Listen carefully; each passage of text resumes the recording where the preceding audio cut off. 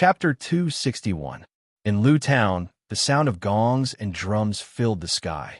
The people in the streets and alleys were all attracted by the love story of the bastard boss Kong Jong-woo, who ran away, or paid attention to the interesting story of Xia Agui's friend who traveled thousands of miles to have a homosexual relationship with someone, but did not even get 100 copper coins. For a moment, they all wanted to see the elegance of these two people, so they all gathered towards the arena. For Lu Town, this was a very, very lively and big event in this period of time. And although the bustling world was impetuous, in the 100 Herb Garden, it was peaceful and auspicious. The oil flies were singing softly here, the crickets were playing the zither here, the teachers were teaching here, and the students were studying here. In the study, Sima Ping sat upright and still, deep in thought, holding a brush in her hand, constantly recording. This morning, the new teacher started the first lesson of dispelling doubts. The famous doctor, surnamed Lu, held a book in one hand and a tobacco pipe in the other, pacing around the study, reciting a precious prescription. It must be an extremely good prescription because she saw that when the teacher was reading, he would raise his head, shake it, and turn it to the back, turn it to the back, turn it to the back. Hence, Sima Ping was also immersed in this first lesson, quickly recording down the prescriptions that the teacher was talking about.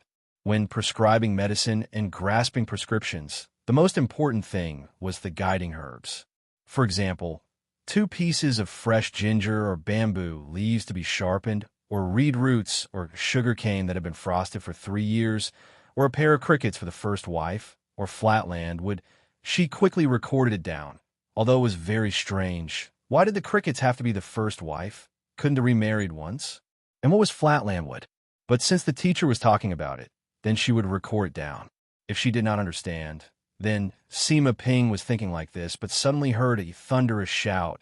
The guiding herbs that I mentioned above are all fucking nonsense. Sima Ping blinked her eyes, waiting for her brain to digest this tornado-like attack. She looked at the densely packed, elegant, and neat small regular script she had memorized on the paper, and expressionlessly raised her head. In the future, if you meet these deliberately mystifying idiots, beat them up whenever you see them. The teacher shouted again. In a world of knowledge, whether it is seeking medical treatment, investigating things, or other things, the most taboo is blind belief and blind obedience. The core of the development of medicine is doubt. Doubt the teacher, doubt the founder, doubt the medical books, doubting himself. Some things are wrong. As long as there's concrete evidence to prove that it's wrong, even if it's what the founder said, it's still wrong. Sima Ping thought about what her master was pursuing in his life and seemed to have understood something. She slowly nodded and suddenly heard a sigh from the side. So boring. Hearing this voice, both master and disciple showed a helpless expression at the same time and turned their heads together. In the corner of the study, a valiant woman was leaning against a pillar, scratching the wall with her nails in boredom. Noticing their gazes, she turned her head away as if nothing had happened and sighed. I'm so bored. How did I survive these past few years? Lu Shujin frowned. Zhao Yunlong, if you want to be coquettish, get out. That won't do. Great General Zhao's voice was a little weak. She shook her head and her high ponytail swayed listlessly. Sun Lang asked me to keep an eye on you, Lu Shujin said coldly. Is this the reason why you leaned on the beam and watched me for the whole night? Zhao Yunlong didn't answer the other party's question and turned his gaze to the direction of the door again. He sighed for the umpteenth time today. So boring. Sun Lang hasn't come back yet. Great Dr. Lu said calmly. Kong Zhongwu and Xia Agui are small characters. Even if 100 of them were tied together, it wouldn't be enough for him to hit a few punches. There are only 3 possibilities if he hasn't come back after a whole night. First, he didn't find anything and is following the clues to find another solution. Second, he found something very interesting. Third, he glanced at Zhao Yunlong, who was listening attentively, and the corners of his mouth curved into a smile. He was fascinated by the Black King's beauty and immersed in her tenderness, unable to extricate himself. He doesn't want you anymore. However, the expected situation of the other party flying into a rage or being shocked did not happen. Great Dr. Liu was surprised to find that the other party only raised his eyes and glanced at her with a look that said, "You know nothing about Sun Lang's power." This would make Great Dr. Liu very unhappy. She raised her eyebrows and said, "You have so much confidence in him? Humph, this guy is a pervert." Back in the day, he often said vulgar words like F***CK the dog, and liked to tell some messy stories about demons and ghosts. Do you remember the Battle of the Quinniu Sea? After he boarded the Tide Gazer, he chased after the town general and asked, "Is there a ship maiden on the ship? And can I F***CK it?" He was interested in ship spirits. So do you think he wouldn't be tempted by a snake demon? You've seen the Black King's beauty and seduction technique. She's also naive and simple, ignorant of worldly affairs. With that guy's personality, he definitely won't be able to hold himself back. Zhao Yunlong looked at her strangely. Then you're not worried about letting your snake go out with him. Great Dr. Liu smiled mysteriously. Because I've already told the Black King that if Sun Lang acts recklessly, I'll give him a big surprise. You're scheming against him again. Zhao Yunlong shook his head. However, if that's the case, then you've miscalculated. Sun Lang is no longer the Sun Lang of the past. I dare say that he'll definitely be well-behaved towards your snake and won't touch her at all. Huh? Great Dr. Liu looked at Zhao Yunlong's solemn expression and said in surprise, "This guy really changed? How? What happened?" Zhao Yunlong said with a faint smile, "Because his taste has become very high now. He won't take a fancy to that silly little snake of yours. Why would he let her dirty her body? But now, you can rest assured, he won't even take a fancy to that charming little snake of yours, let alone an old woman like you. Even if you take the initiative to seduce him, he definitely won't be moved. No, no, no. Don't even talk about seducing him. Even if you approach him, he'll definitely keep a distance from you. Even if you only want to pat his shoulder or touch his body, he definitely won't let you." General Zhao smiled and said, "Oh, right. Do you remember last night? You said that you wanted to clap your hands to swear an oath, but he didn't agree. Obviously, he despises you to the extreme and won't even touch your hand." Great Dr. Liu snorted. "I haven't seen you for a few years, but your ability to lie is still so clumsy." Zhao Yunlong waved his hand. "Believe it or not, it's up to you. If you're not convinced, you can go and try it yourself. See if Sun Lang will allow you to touch him." Lu Shujian sneered. "Zhao Yunlong, whether it's getting to know him or becoming friends with him, it's all because I was the one who did it first. When I put my arm around his shoulder, you weren't even there yet." Zhao Yunlong nodded. "I know you're old, so Sun Lang already despises you? If you're not convinced, why don't you put your arm around his shoulder again?" Master Lu said disdainfully, "Do you think I'm afraid of you? When he comes back, I'll let you broaden your horizons." Sima Ping was listening at the side. The more she listened, the more she felt that something was wrong. She had suffered at the hands of Sun Lang before, so she knew that guy seemed to have practiced some kind of perverted martial arts. Basically, anyone who came into contact with him would become very strange. As a former victim, she couldn't help but shiver when she saw how Zhao Yunlong acted as if nothing had happened and how he was talking cheerfully while dragging her teacher into the pit. She wanted to remind him, but Chao Patao seemed to have noticed it. He glanced at her with a faint smile.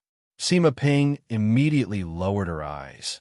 Master once said that an outstanding doctor must learn to protect himself. There are some words that shouldn't be said.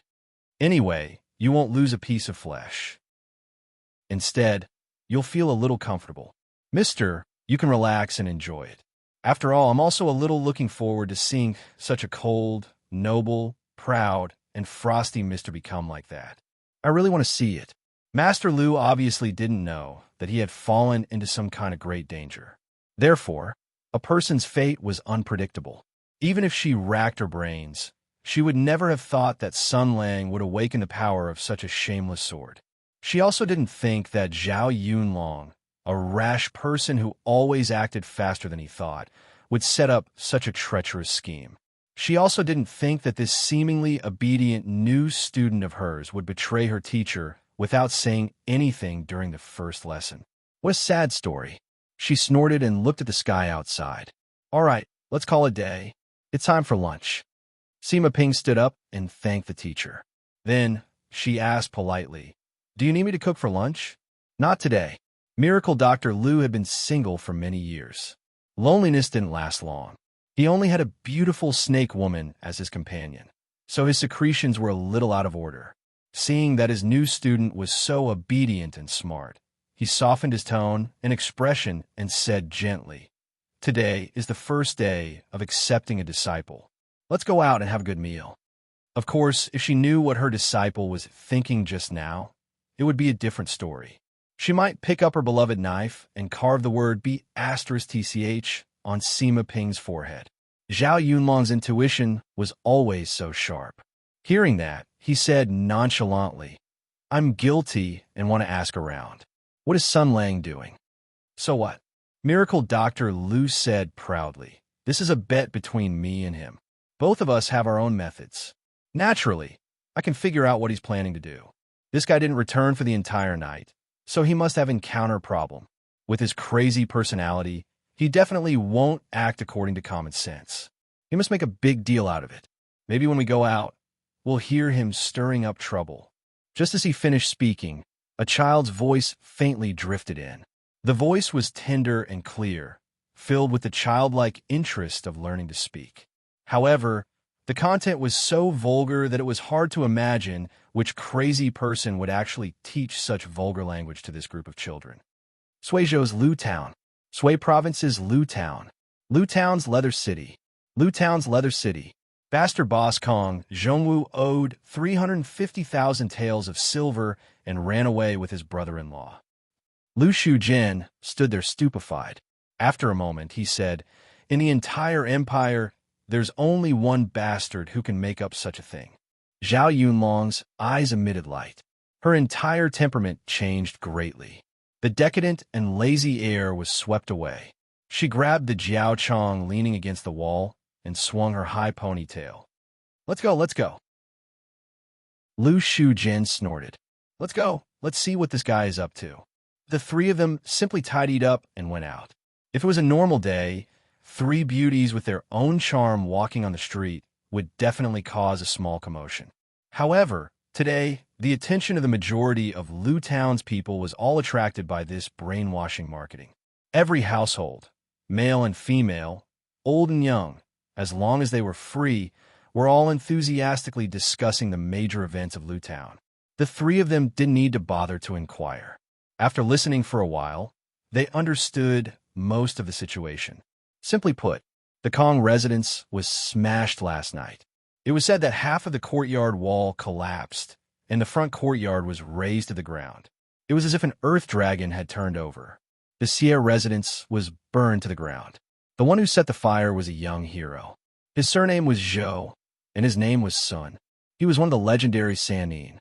He had a series of unknown titles and seemed to have very powerful martial arts. Moreover, this young hero had set up the Heroes Arena in Lu Town today. It was called Lu Town's first martial arts competition. He challenged Lu Town's two devils by name, the evil Kong Zhongwu and the evil Xie Age. Zhou Sun. Lu Shujin repeated the name. For no reason, she felt a chill. "I always feel that this name hides a deep malice towards me, but I can't figure out what the problem is. Is it an illusion?" There was no need to ask where the arena was at all. They just had to follow the crowd. After walking for a while and turning a few streets, they saw the arena not far away. It was a plum blossom pile and an elevated platform. 18 kinds of weapons were displayed on both sides of the platform, and a plaque that read Lu Town's first martial arts competition hung high above. A silk banner hung at the corner of the arena, fluttering in the wind. It was a very beautiful sight. There was no one on the stage. There was no telling where the main characters of the arena and the organizer were having their meal. Even so, the people below the stage did not feel bored.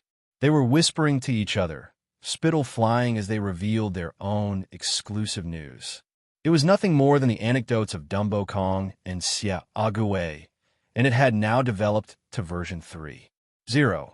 Miracle Dr. Lu was both annoyed and amused when he saw all this. What is this guy trying to do? Is he really going to fight? Kong Zhongwu and Xie Age aren't idiots. Why would they jump out on their own? It's been a long time since we last met, but this guy is still impudent and doesn't know his place.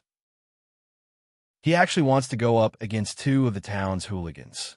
Right at this moment, the sound of the wind whistled by, and amidst the exclamations of everyone present, the windows of the restaurant on the opposite side opened wide as a figure flashed through the sky like an eagle that had spread its wings, and then it slowly descended onto the arena in a graceful manner, causing its movements to be extremely flashy. For the people of Lu Town, such exquisite qigong was rare. But before everyone could cheer, they saw the young man who suddenly descended from the sky with his hands clasped behind his back, looking up at the sky. He said mildly, "The weather forecast said it would rain today, but the weather is clear when I come." Chapter 262. It was noon, and the sun was hanging high in the sky. Lu Town was crowded with people. Many people brought their own dry food and small stools to watch the show. After all, in this old society, the spiritual life of the masses was very lacking. Singing opera was already an extremely great entertainment, but it could only be done during festivals or when some big shots were celebrating their birthdays. Usually it was very rare. Therefore, this time, young hero Zhou wanted to challenge Lu Town's twin demons to a fight in the arena for everyone to see. Regardless of whether they won or lost, just the excitement of the fight was worth it to watch. Hua Xiaoshuan walked among the crowd with his body bent and his face very pale. Lu Town was a water town.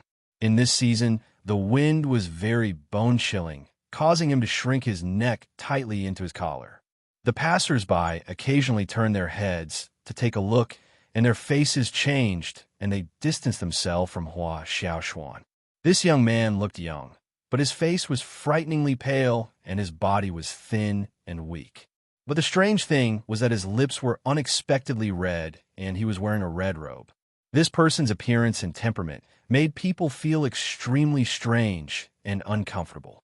The instinct of living creatures made the passers-by try their best to keep a distance from him.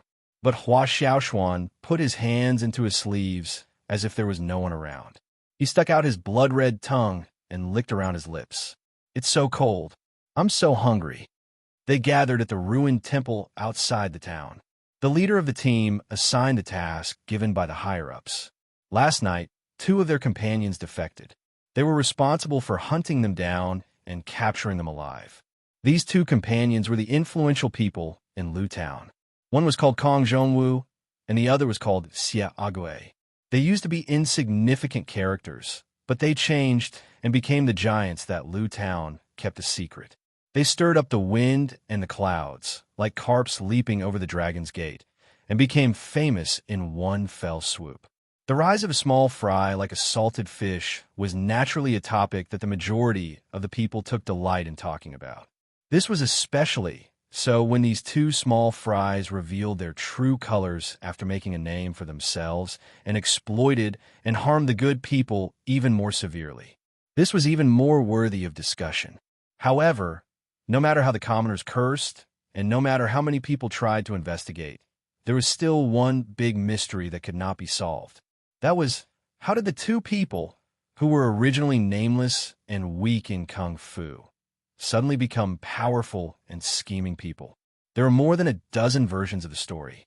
Some said that they jumped off the cliff and found the secret kung fu book of a senior master and were imbued with it. Some said that they took some elixir from nowhere and increased their kung fu by 60 years. However, Lu Town was so big that there should not be more than 10 people who knew the real reason. Hua Xiaoshuan closed his eyes and felt his heartbeat, as well as the surrounding sounds. Nothing could escape his spiritual sense. The few people behind him were discussing the matter between Kong Zhongwu and his brother-in-law. Haha, how interesting. The two people beside him were arguing about whether Xia Agui and Kong Zhongwu would come or not. He heard the pleasant voices of women in front of him. There were 3 of them, and they seemed to be discussing a man. Listening to the tone of the 3 of them, what a lucky man. Hua Xiaoshuan opened his eyes. His manly instincts told him to look forward. He only saw 3 beautiful silhouettes flashing by and disappearing into the crowd. One of the black-robed women seemed to have turned her head to glance over. Hua Xiaoshuan did not take it to heart and smiled. Now he had sharp eyes and ears, agile movements, and strong wrist strength. These were all high-level martial arts, the embodiment of a martial artist who had leaped over the Dragon Gate, surpassing ordinary people. He had refined his essence into qi, cultivated the qi circulation, and became a strange person with martial arts. It had only been a few months. Not long ago, he was just a patient lying on the bed, struggling at death's door. He was the same as Kong Zhongwu and Xia Ague. They were once lowly, lucky people whose fates had been changed. From an unknown and lowly nobody, in the blink of an eye, he had become a brilliant martial artist with a unique skill. The people who had once looked down on him, the people who had once humiliated him, were now nothing more than chickens, ducks, or even meat to be slaughtered in his hands. In this world, it was normal for people with power to have more. It was just that. A gust of cold wind blew. He shivered even more. He looked at the clear sky. The sun was high up in the sky, but he could not feel a trace of warmth. He was weak and sick since young. Lying on the bed, he thought more than the average person. The doctor said that his illness came from his mother's womb. It was a congenital deficiency, and he would have to pay the price the day after tomorrow. Everything was a force of nature, and there was a limit to the loss and profit. It was just like paying a debt. It was a matter of course. Since he had to pay the debt, since he was born with a congenital deficiency, he would be sick the day after tomorrow. Then, he raised his head slightly and sighed softly. From a weak and sickly child who was bettered in all year round, in one night, to a martial artist who possessed powerful martial arts and was superior to ordinary people, what did he have to pay? The first time he learned Kung Fu, the first time he could walk freely under the sun, his body was healthy, and he was like a fish leaping over the Dragon Gate. The two happiness added together was an unimaginable dream. Everything was so rich. But if there was a reward, there must be a price to pay. What price did he have to pay for all this? He did not know, but his intuition told him that it must be extremely frightening. Kong Zhongwu, Xia Ague, they were smart people. They must have sensed something, so they took the opportunity to slip away. Looks like I need to plan for myself. He let out a long sigh. In order to avoid attracting attention, the five of them had split up and agreed to meet at the 100 Herb Garden. This was an opportunity. Hua Xiaoshuan made up his mind and squeezed through the crowd. He could vaguely hear the voice of a man talking in front of him. This was his target, Zhou's son. Lu Zhen had been spreading his story today. He was the one who wiped out the Kong family last night, burned down the Xie family, and even forced the higher-ups to order the two of them to leave home to avoid trouble. He must be a powerful character. If this was the case, thinking back, Kong Zhongwu and Xia Ague did not dare to leave Lu Town, but wanted to find a chance to survive. Then the biggest possibility was to seek help from this fellow, to seek survival in the midst of death, to take a gamble. That was to say, by guarding this fellow and keeping an eye on him, there was a possibility that he could discover the whereabouts of Kong and Xia Ague. He followed the crowd and squeezed through. A martial artist's eyesight was extremely good. As long as he focused slightly, he would be able to see the true face of this person from far away. This fellow looked very interesting. He was a little handsome, his smile was a little bright, his martial arts was a little high, his temperament was not bad, as if he had all kinds of good points. But the thing that attracted Hua Xiaoshuan the most was the manner in which this fellow spoke and acted. He was calm and unruffled, with just the right amount of confidence, as if there was nothing in the world that could catch him off guard. This was what Hua Xiaoshuan admired the most. After all, he was the thin and weak young man who had been tossing and turning on his sickbed a few months ago. And now, he did not have the face to stand openly under the sun. Even if his martial arts were high, even if his body was healthy, he did not have the courage to live under the sun, because he had made a deal with the devil. So, this fellow wanted to set up an arena in Lu Town and called Kong Zhongwu and Xia Ague out to fight. What a strange fellow. He took a few steps closer and listened attentively. This fellow seemed to be talking about the cause and effect of this arena battle. When old Master Zhao and Mr. he first invited me to fight in the arena, I actually refused because I can't just go and fight because you asked me to. You said that I was a handsome young man who roamed the Jianghu. Why did I come to Lu Town to fight with two local ruffians? So I said, you should find someone better. I'm not being modest. His words were quite interesting.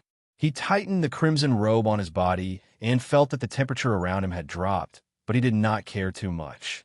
He really wanted to know the background of this fellow who was speaking on the arena and what kind of person he was. If Kong and Xie Ague had placed their hopes on this person, then he must have the ability to turn the tide. But he did not seem to be a very high-level master. He took a few more steps forward and listened even more carefully. That fellow seemed to be in high spirits, and his eloquence was also not bad. With just a few words, he had made everyone hold their bellies in laughter. Following that, he changed the topic, and without leaving a trace, he turned the topic back to the arena. Since the two of you gentlemen are so sincere in your pleas, then I will be merciful and agree. So at that time, I recited 2 lines of poetry. As he said this, the young man on the stage stood up straight, as if his figure had suddenly become taller, shining with a dense humanitarian light. He stood under the sky of Lu Town, standing in the breeze. Under the gaze of the people, he showed a fearless smile, nodded firmly, and said, I live and die in Lu Town. How can I avoid it because of misfortune or fortune? These 2 lines of poetry not only had the style of a cultured person, but also had the quality of being close to the people. Not only could everyone understand, they also felt that it was very impressive, so they all applauded and cheered. Hua Xiaoshuan carefully savored these 2 lines of poetry. He had also read books in the past, so he felt that the writing was very good. Looking at the people around him who were cheering loudly, he also smiled and was affected by the surrounding atmosphere, so he also wanted to cheer a few times. But suddenly his face changed as he found that he could not make a sound. The instinct of a martial artist made him instantly raise his internal breath, ready to look inside his body, to swim through his 8 meridians, to defend against external enemies, and to check his internal cause. But in a flash, the surprise on his face turned into panic because he found that his body was empty. He could not use a trace of strength. He could not summon a trace of internal strength, and a wave of weakness came over him. This feeling made him panic because a few months ago, he was still being tortured by this pain and powerlessness. Since he could remember, it had always been like this. At this moment, he felt that his hands and feet were cold. Endless fear swept through his body, as if he had once again become a sickly and weak youth, unable to see the future, unable to see hope, sick and suffering, incompetent doctors, changing the prescription again and again. With martial arts, his body recovered. All of this seemed to be a dream, and after waking up, it was an incomparably desperate nightmare. He was still just that poor youth. No, this can't be real, this can't be a dream. This is reality. I really did make a deal. I really did get the power to be reborn, to be a fish leaping over the dragon gate, to become a martial artist 1 in 100. His whole body was drenched in cold sweat. But in his mind, scenes of the past flashed. It was a nightmare that he did not want to touch. It was something more terrible than a nightmare. He seemed to have returned to that day. He felt that his body was full of hot flow. There was still a warm taste in his mouth, all over his hands, all over his clothes, that warm thing flowing from his parents' necks, dripping from between his teeth. That's right, fragments of memories flashed like a merry-go-round. And time went back even further at the moment when his fate changed. When he was half awake, someone seemed to be asking him something, asking him if he was willing to change his fate, asking him if he was willing to pay something, asking him if he was willing to make a deal to recover his health, or even to obtain martial arts, to become a high and mighty martial artist. He only needed to pay a small sacrifice. That memory was like a dream, unfathomable and shrouded in fog. Hua Xiaoshuan pondered over it, but he couldn't figure it out. However, there was one thing that he was sure of. He had definitely agreed to the request, because the feeling of being tortured by illness, the feeling of powerlessness, the desire for health, was enough to make him desperate, willing to pay any price. Then fate played a big joke on him. I actually, I actually, my parents, the memories that he did not want to recall uncontrollably emerged from the depths of his mind, the bloody truth in front of him. Hua Xiaoshuan forcefully covered his head, clenched his teeth, and endured the pain and reprimand in his heart, and tried to explain for his lowly soul. I also did not want to at that time. I did not know what happened. It was not me. I did not know. I also did not have a choice. What else could I do? When I came back to my senses, I found out that my parents had already been. I also did not have a choice. Could it be that I had to pay for my parents' lives? Then what was the value of their death? I also did not want to die. I wanted to live, even if it was for my parents' sacrifice, to live for them. Before, they also hoped that I could live well. He tried his best to explain, to convince himself, to suppress the grief and pain of being a son, but his brain seemed to be out of control, as if ignoring his self-explanation and still searching through the memories in his mind, quickly searching through the fragments of memory. The memories in his mind constantly flashed before his eyes, and then he saw the familiar home, saw his parents, saw everything that he had destroyed, and then he saw himself lying on the sickbed. Myself on the sickbed? In my memories, how could I see myself? Hua Xiaoshuan's heart was filled with surprise. And then, in his own memories, he saw the most terrifying thing in his life. Something even more terrifying than biting his parents to death. Something even more terrifying than discovering that all of this was a dream and that he was actually still lying on the sickbed, struggling at death's door. What is this? What am I? Lu Town, in the arena, among the crowd, in the midst of young hero Zhou's witty speech, a shrill scream rose to the sky with incomparable madness and despair. The crowd dispersed in shock. A pale, thin, and weak youth with bright red lips appeared. His face was twisted, and he seemed to be struggling. He seemed to be laughing and crying at the same time. He held his head, laughed, and cried, and then fell to the ground. His eyes were wide open, and he stared blankly at the sky. It seemed like he was dead. The crowd fell into a short silence, and then screams and noises rang out. The adults were calling for a doctor, the children were crying, and the women were screaming. On the stage, young hero Zhou saw the person lying on the ground wearing a red robe and thought of the 2 lines of the poem that he had just recited. He gasped and covered his mouth in a very girlish manner. What the hell? Chapter 263. This was truly a case of unexpected events happening in the sky. For Lu Zhan's future, for the children's tomorrow, Sun Lang, who stood up and decided to become an idol, encountered such a terrible thing in his first solo concert.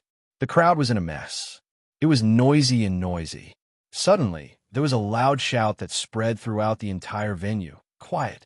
A beautiful figure flickered as a long-haired beauty descended from the sky. She was dressed in black and had a tobacco pipe in her hand. Her bearing was mature and graceful. She looked around and said, "I'm a doctor." Everyone stepped back. When some people saw this beauty, their eyes widened.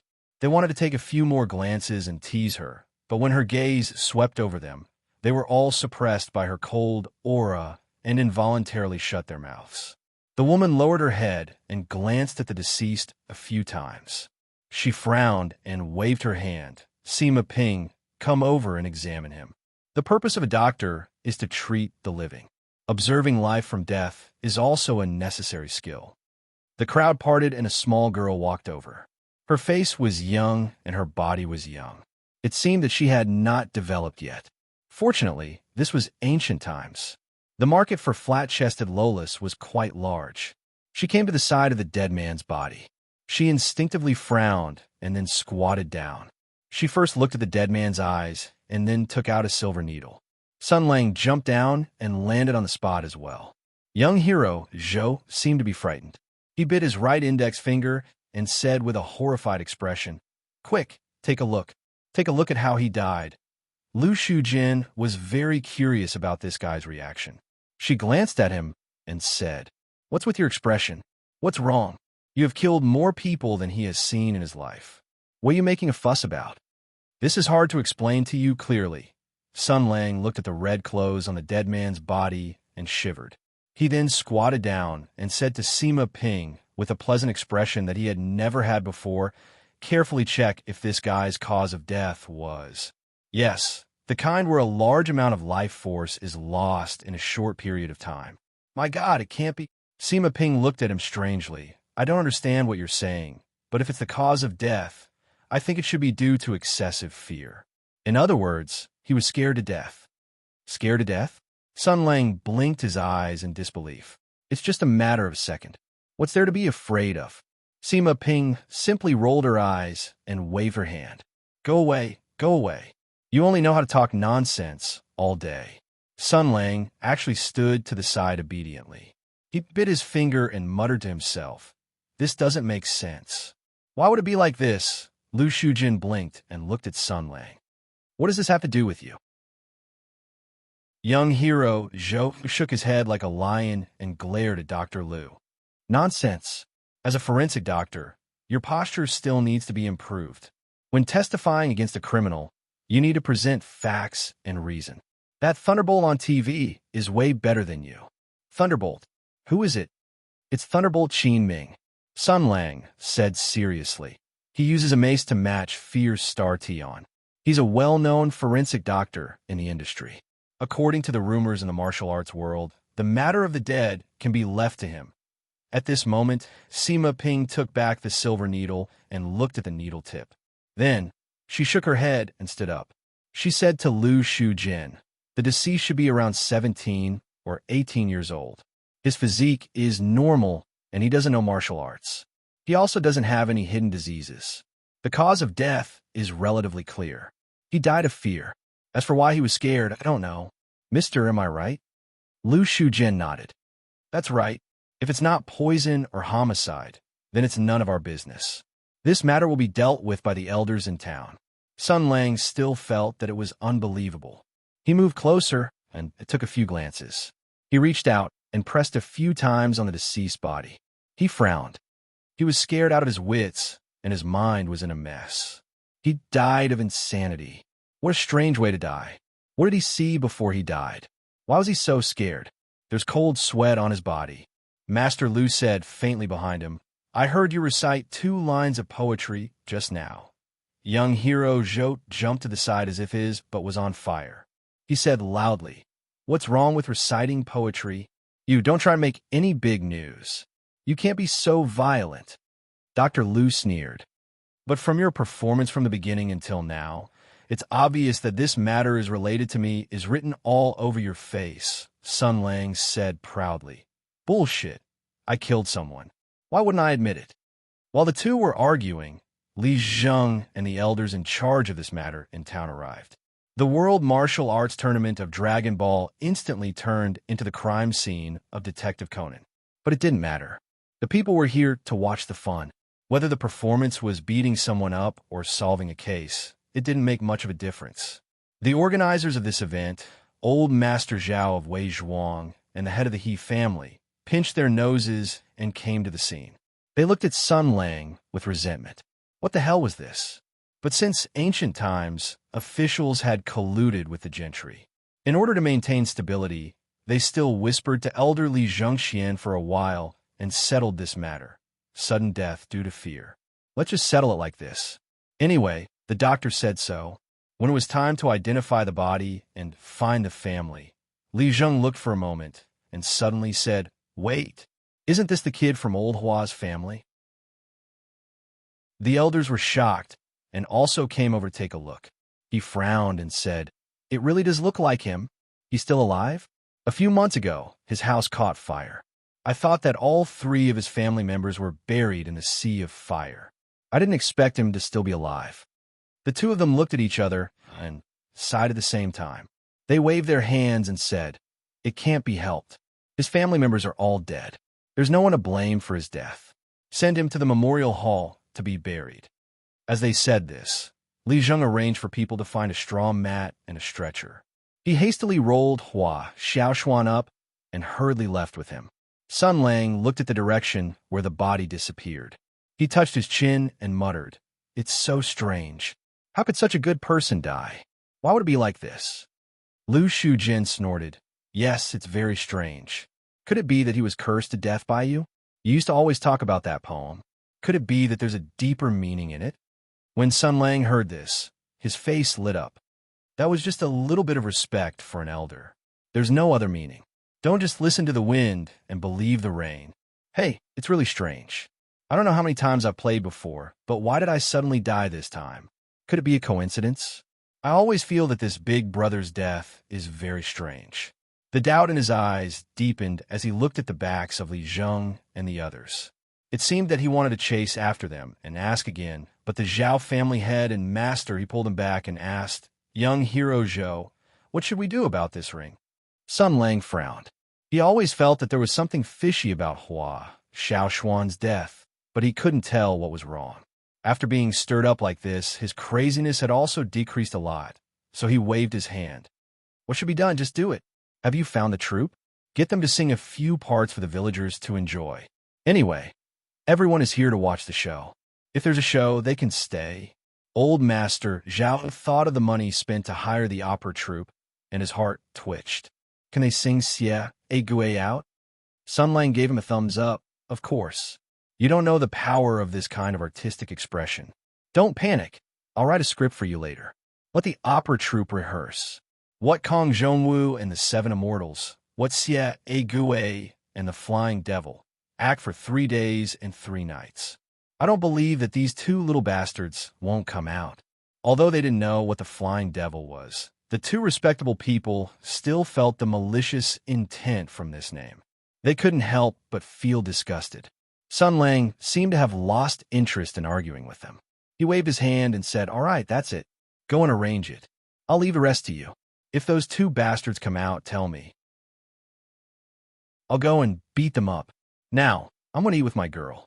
Dr. Lu said coldly. Who's your girl? Shameless. I am. Zhao Yunlong suddenly jumped out from the side and moved to Sun Lang's side. As if declaring his sovereignty, he arrogantly looked at Lu Shujin and said disdainfully, He didn't say anything about you. Shameless. Lu Shujin secretly gritted her teeth. She hadn't seen this pair of bastards for a few years, but they were still so shameless. Old Master Zhao and Master, he smiled bitterly as they watched the man and 3 women swagger into the restaurant across the street. They could faintly hear young hero Zhou's arrogant voice. Open a new table for me, to serve all the signature dishes. Don't worry about not having enough money. Did you see old Master Zhao and Master He just now? They'll pay the bill. Don't be afraid. Even with old Master Zhao's calmness, he felt as if his blood was flowing in reverse. He said in a low voice, I really want to report him to the authorities right now. Don't act rashly, 4th Master, He Chunlai said in a low voice. He Chunlai said in a low voice, He's still useful. Secondly, haven't you seen how the Kong family was smashed? This kid isn't easy to deal with. Also, that woman seems to be from the Lu family. The 2 whispered, but they didn't know that not far away, there were 2 mysterious people who had been watching all of this happen. Both of them were wearing the conical bamboo hats of the Jianghu, hiding their faces. One of the skinny people said in a low voice, Hot piece, damn it. That's Hua Xiao Xuan, right? That blood-eating monster died, just like that? Was it that man who killed him, or... He stopped talking. There was some fear in his words, as if he was afraid to touch on the truth. The other person was taller than him and spoke more calmly. He said in a low voice, It doesn't seem like that man killed him. That means... The short man's voice trembled. Then he said fiercely, Damn it. Let's go stop old man Li Zheng and see the body. We'll know what happened. Let's go. Don't act rashly. The big man said faintly, Are you sure there's nothing wrong with Li Zheng? Are you sure this isn't a trap? Hot piece, damn it. The short man punched the wall. When will this kind of son of AB *TCH end? Do you have any ideas? Let's wait and see. We don't have many chances. Don't act rashly. Chapter 264. Each generation is worse than the previous one. Fortunately, Sun Lang had been jumping up and down outside today, and Master Lu and the others had gone out to search for him, so there was no one keeping an eye on the herb garden. Thus, These mysterious people with the mission of hunting down traitors were able to enter the herb garden safely. Otherwise, if they had been spotted by Zhao Yunlong, who was constantly keeping an eye on the herb garden, none of them would have been able to escape. They entered the Lu town separately and arrived at the herb garden one after another. Today, there was a grand competition in the Lu town. However, the farmer was the leader of the group. He was low-key and steady, so he would not be distracted by it. The old lady often said that each generation is worse than the previous one. She reprimanded the young people who were not steady and liked to join the fun. She would definitely not join in the fun. The fourth sister-in-law was a widow. She had a weak personality and did not like crowded places. As for the Xianglin sister-in-law, she was crazy and did not have her own ideas. Therefore, the small group of 5 people arrived at the herb garden one after another. After waiting for a while, they still did not see Hua Xiaoshuan. The old lady of 9 caddies was the most impatient of all. She began to stomp her feet and criticize the young people of today. Each generation is worse than the previous one. I've lived for 79 years. I've lived enough. When I was young, the extraterrestrial devils had just attacked. At that time, in order to survive, we had to do everything in a hurry. A spit was a nail. If we promised something, we had to do it, even if we had to sacrifice our lives. How can it be like now? The farmer was a man of few words and had a lot on his mind. When Hua Xiaoshuan did not come, he was a little worried. He wanted to discuss with his companions.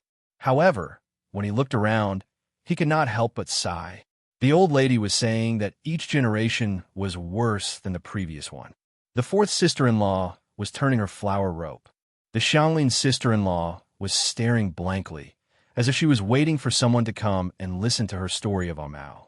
Among the 3 of them, there was no one who could discuss things. Well, as usual, Hua Xiaoshuan was the one who thought the most. He was active and could discuss things. Now that the young man was missing, he had no one to discuss things with. He could not help but feel a little annoyed. The farmer stood up and paced 2 steps. Thinking of Hua Xiaoshuan's strange and unpredictable skills and his ability to move like the wind, his heart relaxed. With his ability, he shouldn't encounter any trouble. Even if he couldn't win, he should be able to escape. After pondering for a moment, he made up his mind and said, "Let's not wait for him. Let's go in and settle down. You know the rules, right? This place is strange, so don't wander around." No one responded to him.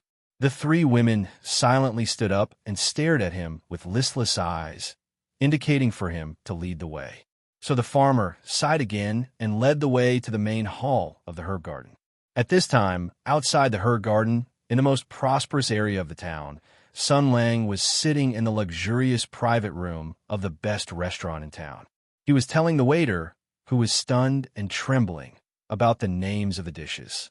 In the end, he said, "I don't want any of these, don't be afraid." Then he laughed loudly. Sitting beside him was the loyal General Zhao Yunlong, the cold and elegant royal doctor Lu Shujin, and the flat-chested, lowly beauty Sima Ping. It could be said that they had formed a basic harem team. At this time, in the herb garden, the farmer was carrying his steel fork like a worker who had come to the landlord's house to work. Beside him was an old woman who was full of energy and still had a healthy body. There was also a beggar with messy hair and a mental disorder. In comparison, there was the young widow of Master Flower Rope, who was more pleasing to the eye. These 3 female friends were each more eccentric than the other, each more capable of killing than the other, and each more mentally unstable. They were the type that could explode at any time. Therefore, if there was no comparison, there would be no harm. If the farmer knew about Sun Lang's current state, he would definitely have a deeper understanding of the suffering of life, one of the 8 distresses that he carried. But he did not know, so he still led them into the main hall of the herb garden's front yard with a wooden expression. A few years ago, this place was still a splendid sight. It was said that the Lu family was a prominent family in Qianhang Prefecture and even Suizhou. Now that the wind and rain had blown away, the huge Lu family had declined. The carved railings were decaying, and the paintings were dim. It made people feel as if a lifetime had passed, and they sighed in their hearts. The 4 people looked at the herb garden with a strange expression. Theoretically speaking, with their previous social status, they could never step into the Liu family's house. But somehow, they were very familiar with this place. There was a trace of reminiscence and a trace of struggle in their eyes, especially Sister Xianglin. After a while, the sharp voice of Sister Jiujin sounded. Alas, it's really getting worse and worse with each generation. Sister Shan intertwined her hands, and the cotton thread at her fingertips changed like a living thing. It turned out a picture of a monkey vigilantly looking around. The widow raised her head, and a trace of fear flashed in her eyes. She whispered, "They are all gone?" The farmer said in a muffled voice, "Who knows? Maybe they are all dead. Maybe they went out to harm people. Maybe they are hiding somewhere and watching us. Be careful. This place is very strange." Sister Xianglin was the most unafraid of death and the most ignorant. She took the lead and stepped forward. She sighed, "Alas, the sixth brother is dead. The sixth brother was beheaded. I held him out and came back to work. I worked here, right here," the farmer sighed. "It was also here that a down-to-earth and capable woman turned into a wolf-like monster overnight. The world turned good people into man-eating ghosts. The hard-working people didn't get a good ending. The 8 hardships of life, the 8 hardships of life. Maybe the power they were granted came from the most essential anger and resentment in their hearts, which was a curse to the world." After a while, Sister Shan broke the silence and asked lightly, "We have arrived at the herb garden, but this place is so big. What's next?" The farmer shook his head. "I don't know. The boss just said that we should come here, wait for Kong Zhongwu and Xia Agawei, and then take them down. The rest of the details were not mentioned. I thought that after we arrived, there would be someone to help us. At least there would be a specific plan. There is no other way. Let's go in and take a look first. Sister Xianglin, don't wander around." It turned out that while they were talking, Sister Xianglin had slowly entered the front hall. Behind the front hall was the complex and huge courtyard of the herb garden. Once she walked in, it was not easy to get out. Besides, Sister Xianglin was a crazy person. Moreover, the herb garden was very strange. So when Sister Xianglin went in, the farmer subconsciously reminded her. Then they suddenly heard a cry full of surprise and fear, which made their hair stand on end. It's a Mao." The voice came from Sister Xianglin. That cry made people's hair stand on end. It came from a crazy mother, full of love for her son, full of sorrow for the loss of her son, full of madness, full of anger that could tear everything apart. And the most important thing was her son was dead. Her Mao was dead. People who didn't hear this cry would never understand the chill in the hearts of the 3 people. The farmer spun the steel fork in his hand and pointed it down diagonally. The sharp edge set off a slight airwave, blowing away the fine dust on the ground. The cotton thread in Sister Shan's hand changed like a rotating lantern. It was strange and unpredictable. The old lady of Jiujin put the scale in her hand flat. One side of the iron hook, the other side of the scale, hung down as if it was frozen. The 3 people looked at each other and rushed into the front hall. They turned around the screen and used their weapons to protect themselves. Then they looked at the thing in the front hall that was blocked. Then, even with their current cultivation and skills, they all changed their faces and felt a chill from the soles of their feet to their heads. A corpse was hanging on the beam. The body was swaying slightly. The deceased was Jiang Hongyi. Her face was pale, and her eyes were wide open. There was endless fear in her eyes, as if she had seen the most terrible thing in her life. Under the hanging corpse, Mrs. Xianglin smiled and clapped her hands. She hugged the corpse's swaying feet and called out, as if she was hugging her child. She intimately rubbed against the corpse. "Amao, Amao, my Amao, I'm your mother. Call me, call me, call me, call me, call me, call me, call me, I'll cook beans for you to eat." The 3 people were so shocked that they almost froze. For a moment, they lost the ability to speak and move. After a while, the farmer said bitterly, "Hua Xiaoshuan." The old lady of Jiujin and Sister Shan were also frightened. They couldn't make a sound for a long time. After a while, Sister Shan covered her chest and said in a trembling voice, "He's dead? What's going on? Could it be that he arrived first and was then killed?" No, there's no signal in front of the door. There's also no sign of fighting here. Hua Xiaoshuan's martial arts are agile and quick. He's very vigilant. It's almost impossible for him to be killed by a sneak attack. As if to drive away the fear in his heart, the farmer was very talkative now. He said bitterly, "Someone must have killed him and sent his body to Hunter Herb Garden and hung it up. Why, to show off?" The old lady of Jiujin seemed to have thought of something. Her face became very pale. Show off? Could it be that the higher-ups did it? Kill the chicken to warn the monkeys? Did Hua Xiaoshuan also want to? So he was... I don't know anything. The farmer muttered. Let's look at his body first. See how he died. Xianglin seemed to have mistaken the dead Hua Xiaoshuan as her son Mao, but she seemed to be very obedient to the farmer and the others. After being coaxed by them, she finally agreed to put Mao down. The farmer hugged Mao's legs and turned to look at Sister Shan. She understood and waved her hand. A very thin cotton thread swept through the air and cut the rope that was hanging Mao's neck. Snap! Hua Xiaoshuan's head drooped down. As if it had no neck bone, it drooped forward.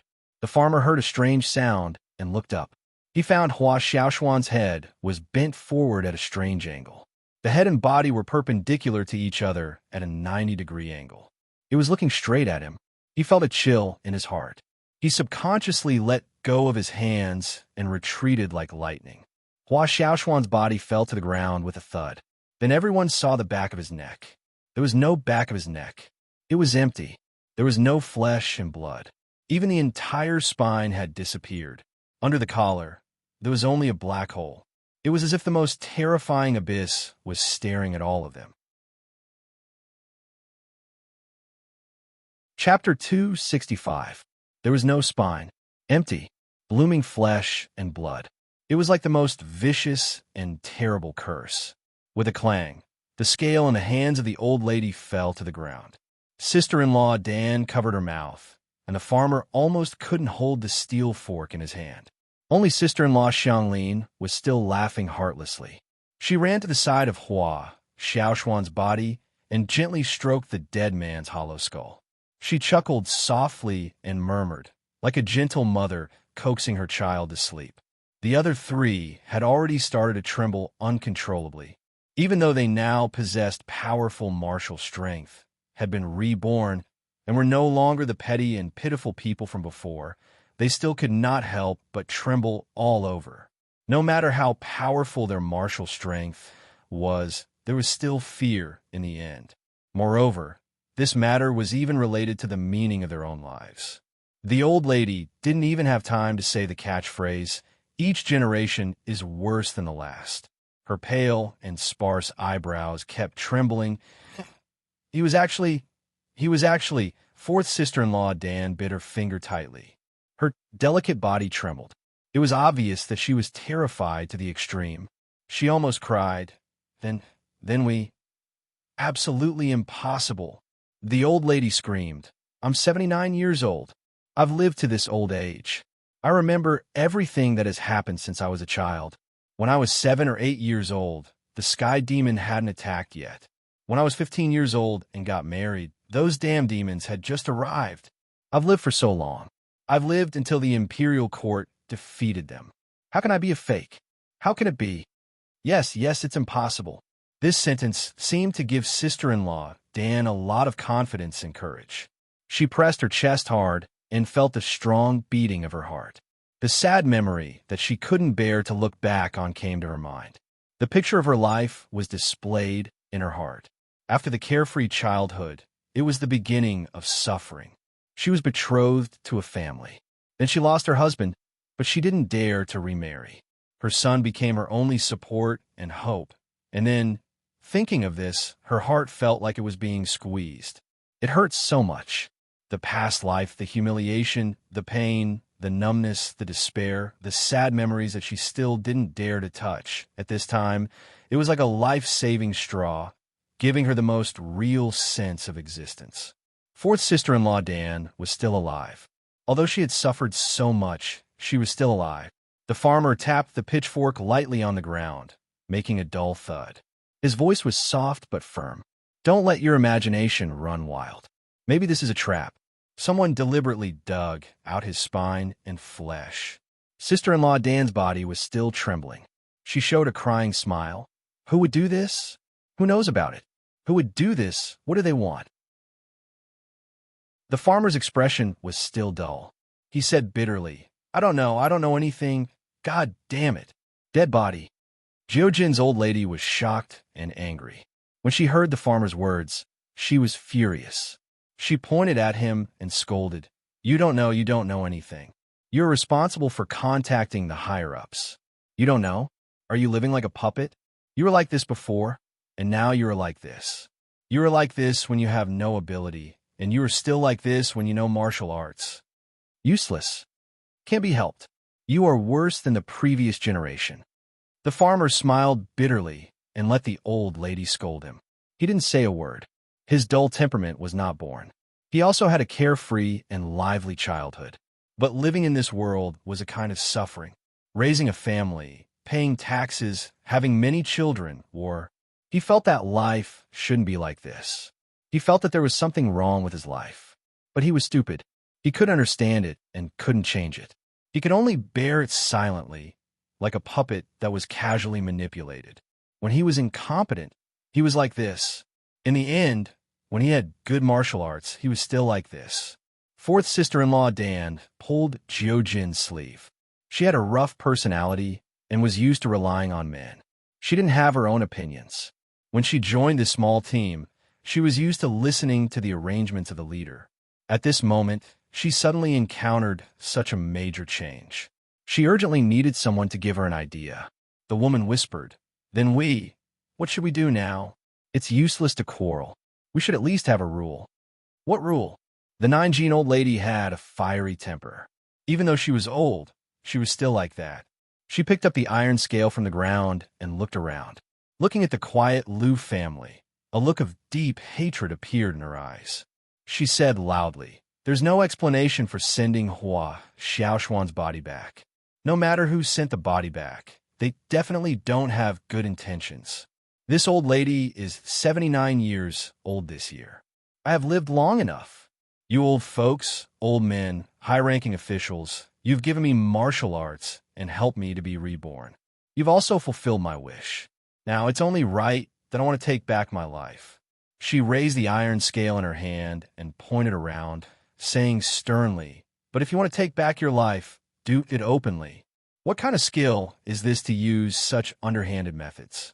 This old lady has lived for 79 years and has seen a lot in this life. He had seen dead people and heavenly demons before, but he had never seen anyone hang a dead child from a beam for all to see. That bunch of goddamned. Before she could finish, fourth sister-in-law, Dan hurried up and covered her mouth, whispering, Stop talking. It might not be the higher-ups who did it. Who else could it be if not the higher-ups? Jiojin's old lady said sternly. I'm 79 years old. I've lived long enough. I've had enough too. Isn't it just death? Rather than sit and wait for death, why not fight with all your might? Now it seems that Dumbo Kong and Xia Ague are really courageous men. At most, they know how to resist. They are much stronger than you. No wonder they were the ones in charge of bringing down the Liu and Zhao family, and not a useless corpse like you. Even Xia Ague, that bear, could be a tyrant. You are much stronger than them in martial arts, but you are only fit to be a bumpkin. The farmer was still expressionless and silent. He calmly allowed himself to be scolded by Jiojin's old lady. Seeing him like this, the old lady was even more angry. She repeatedly stomped her feet and said, Are you pretending to be dead? Then you can continue to play dead here. Wait for the higher-ups to kill you, and you won't resist at all, just like a lamb waiting to be slaughtered. Fourth sister-in-law Dan seemed to realize something and asked anxiously, What are you doing? I've lived for 79 years. I've lived long enough. Even if I die now, it's enough. But I don't want to die in such a cowardly manner. Jiojin's old lady said furiously. Each generation is worse than the last. We were cowards who feared death the most back then. How do we die? Not death. The farmer said lifelessly. We made a deal with the higher-ups. Even if they take our lives, It's a matter of course because this is what we agreed on before. The price of that deal was our lives, not our dignity. Jiojin's old lady shouted. Even if I die, I have to die standing. We are upright people, not beasts waiting to be slaughtered. I've lived for 79 years. I've lived long enough. I should have died long ago. My family is dead. I watched them die. They didn't even look human when they died. I'm an old man. I don't live like a human. When I die, I have to at least look human when I die. The farmer sighed and persuaded. Jiojin's old lady, calm down a little. Calm down, your mother. I'm going to fight with them today. I'm going to find the man who attacked the Kong and Xie families last night. Since the higher-ups are so afraid, this man must have some ability. Even if I die, I'm going to expose these things. Even if I die, I won't let them have an easy time. Jiojin's old lady stared at the farmer and disdainfully said, You dead body, just stay here. She finished and turned to leave. Fourth sister-in-law Dan was anxious and shouted, Old lady, wait. Jiojin's old lady suddenly turned back and stared at fourth sister-in-law Dan. Do you want to come with me? Fourth sister-in-law Dan hesitated for a moment. She was not a bold and impulsive person. She hesitated and said, I forget it. Jiojin's old lady waved her hand. At this time, her expression became gentle. She said softly, You must be well. He is still young and has a long life. Remember what I just said. Fourth sister-in-law Dan still wanted to say something, but Jiojin's old face squeezed out a smile. Then she left the front hall and disappeared by the door. Fourth sister-in-law Dan watched her leaving figure disappear in the corridor. She wanted to chase after her, but her legs were like lead. She was always like this, always lacking courage, always lacking the courage to take a step forward. She was like this in the past, and now. Perhaps they were all like this. 8 hardships in life, 8 people. They were once humble and insignificant people in the dust, numb and powerless.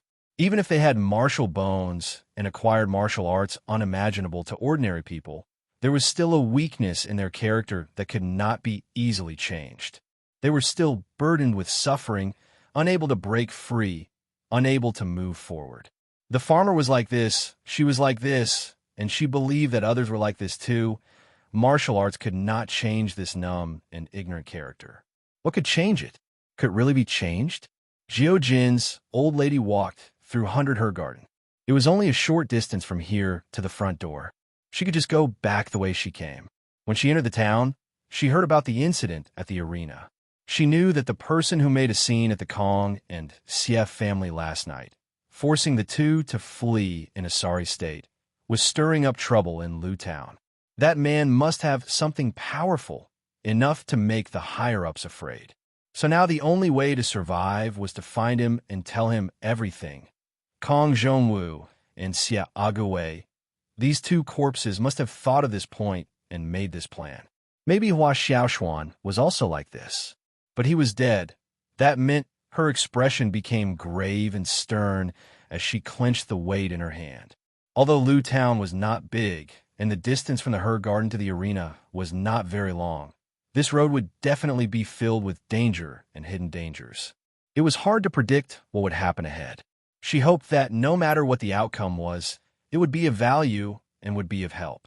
I've lived for 79 years. I've lived long enough. I should have died long ago, she muttered. I hope. Before she left the 100 Her Garden, she heard the crisp sound of clapping. In this empty and desolate 100 Her Garden, it was abrupt and strange. The sound was soft and gentle, like a child clapping his hands and playing a game. Jiojin's old lady's lips curled into a cold smile. It's here. She raised her voice and whistled, wanting to attract the attention of the farmer and the others. 4 against 1. Even if there was no chance of winning, there was still room to maneuver. But after she shouted twice, her voice was transmitted out by her strong inner strength. There was no response. Following that, she heard a crisp child's voice. It seemed to be singing some kind of nursery rhyme. Ding, dong, dong. No one is pretending. She was slightly stunned. That child's voice continued to sing. My eyes are still clear. My heart cannot be at ease. Jiojin's old lady's expression changed slightly. She felt uncomfortable. This nursery rhyme seemed to be referring to something. The next moment, her expression changed greatly. It became incomparably pale, revealing an incomparable fear. It was as if all the secrets in her heart had been exposed. Even when she was facing the dead Hua, Xiao Xuan, and that terrifying association, she did not reveal such fear. Because that child's voice clapped his hands and sang, "Guliulu, Guliulu," the first to drink the soup. "If you don't drink, I'll pretend first." "Woo-hoo-hoo, I'll drink it all." Jiojin's old lady clutched her chest tightly. Her face lost all color and became incomparably pale. She retreated back and shook her head hard. She bit her lips and patted her head. Terrifying memories came one after another. She had lived for 79 years. She had lived long enough. She was only afraid of dying without a trace. Her family had all died. She had seen them die. They had all died without a trace. War, chaos, famine, food. There was nothing to eat. People had to live. She seemed to see that boiling pot, the aroma that assailed her nose. The hungry people looked at each other in dismay. No one was willing to move their chopsticks first. That was something that happened a long time ago. It was so long ago that many people had forgotten about it. Only she refused to forget. The nursery rhyme was still singing. It sang, "Rock comes out, scissors hide. Yeah, don't panic." She was the only one who survived. She was the only one who survived from the beginning to the end. It was not her turn to die. It was not her turn. She had lived for 79 years. She had lived long enough. In those years, the sky demon had invaded. The divine prefecture was in chaos. The common people had suffered. In the chaotic times, human lives were like grass. The numbers on the paper were just a series of coal numbers. To the people involved, it was an unbearable weight. I've lived for 79 years. I've lived long enough. Even if I die, I want to live like a human, she said, recited, and encouraged herself. She grabbed the scale in her hand with all her might. On the hook of the scale was a weight that she would never be able to weigh in her entire life. "Come on." She rushed in the direction of the nursery rhyme like a madwoman. She raised the iron scale in her hand. "Damn it, I'll fight it out with you." After passing through countless corridors and small courtyards, she stopped in an open grassland. A little girl was holding a handful of beans and a small pinwheel. She was singing happily. Suddenly, she turned around and saw the little girl with a cute ponytail. She smiled and squinted her eyes. She shouted sweetly, "Ma." The old lady who weighed 9 caddies felt as if she had been struck by lightning. Her body froze. She looked at the little girl in front of her and said in a trembling voice, 6 caddies." The little girl smiled sweetly. She jumped and sang the last line of the nursery rhyme with a sweet voice. "Rock comes out, scissors hide. Yeah, don't panic." Next meal, you make soup. Chapter 266. The old lady of Jiojin did not die silently. At least the farmer and Dancy's sister-in-law, who were in a mess in the front hall of Herb Garden, heard her desperate scream before she died. The farmer and Dancy's sister-in-law's face suddenly changed. They stood up at the same time, looked at each other, and immediately rushed to the direction of the scream as fast as they could. Even the farmer's dull face showed anxiety and fear, not to mention Dancy's sister-in-law. She was a weak and indecisive person before, and she was still the same now. The two people's speed was extremely fast, and it was such an urgent matter. Their figures were really as fast as lightning. In a short time, they arrived at the place where the scream came out.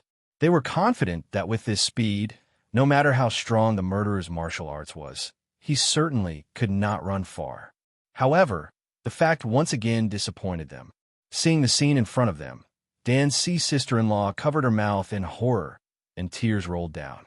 The old lady of Jiojin was dead. This was a courtyard. He was sitting on a stone bench at the foot of the wall, holding a palm leaf fan in her left hand. She looked like an ordinary old lady who was sitting in the yard in the afternoon and chatting with the younger generation.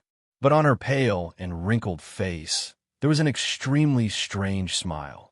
It seemed like she was relieved and satisfied.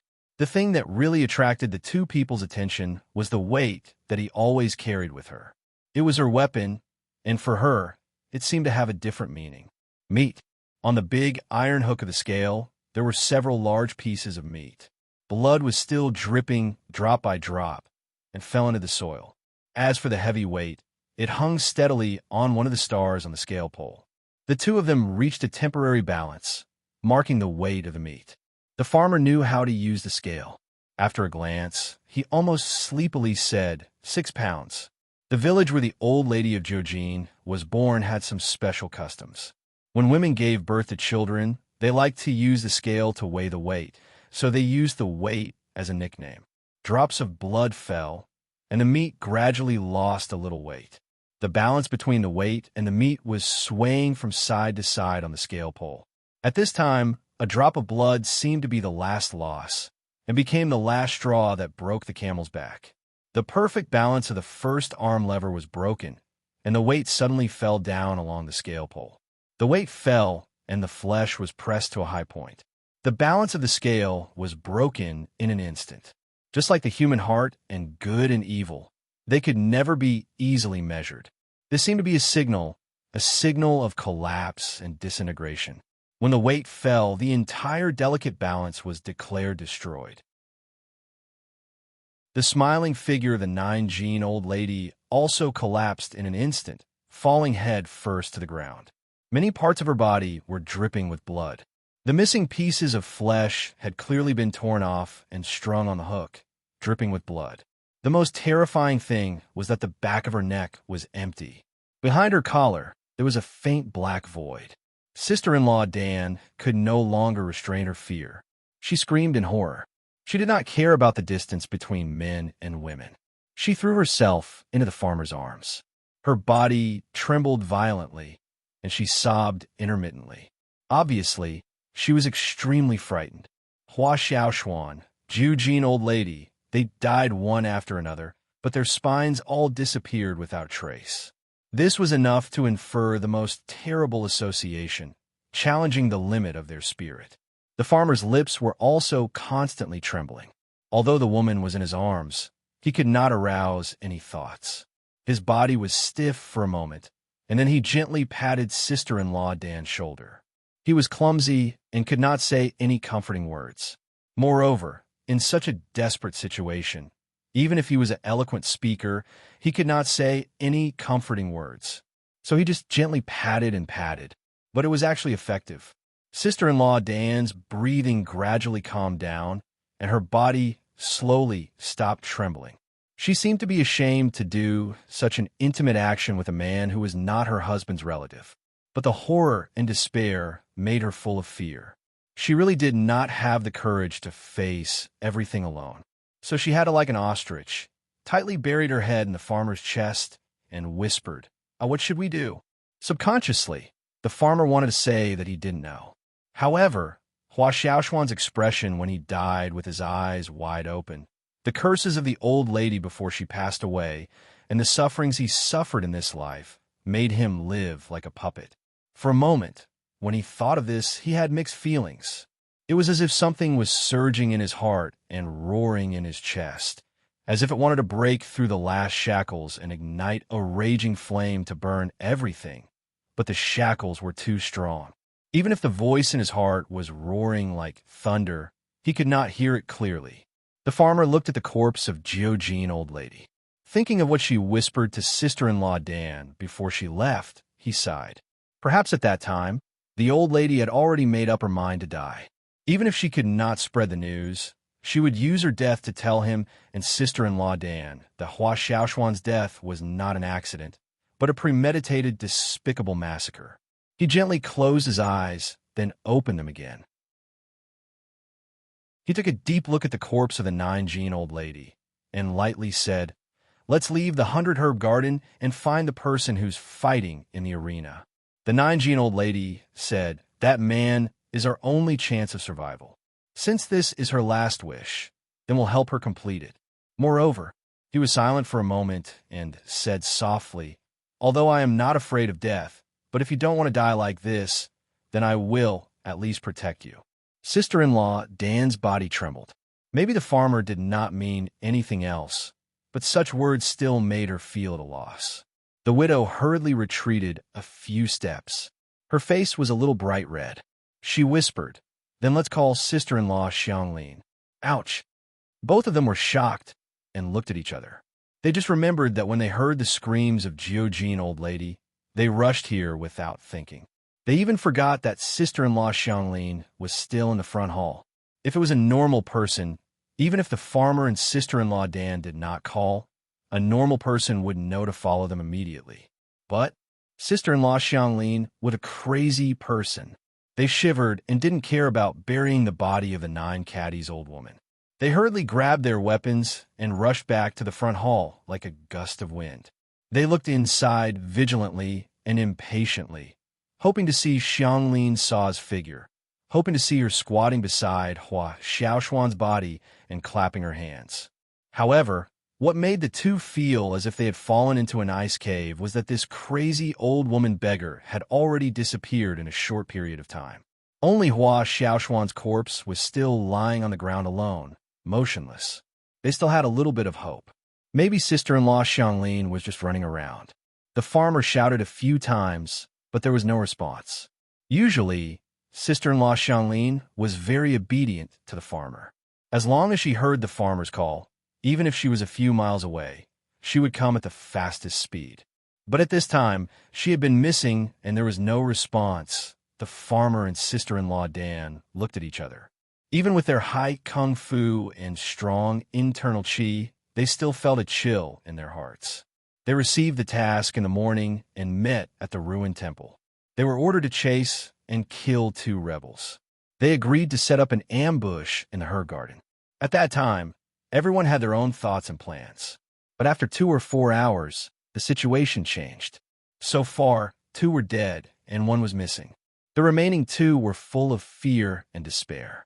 Now, in their eyes, the herb garden was no different from a bloody battlefield or a Jura hell. The enemy seemed to be everywhere.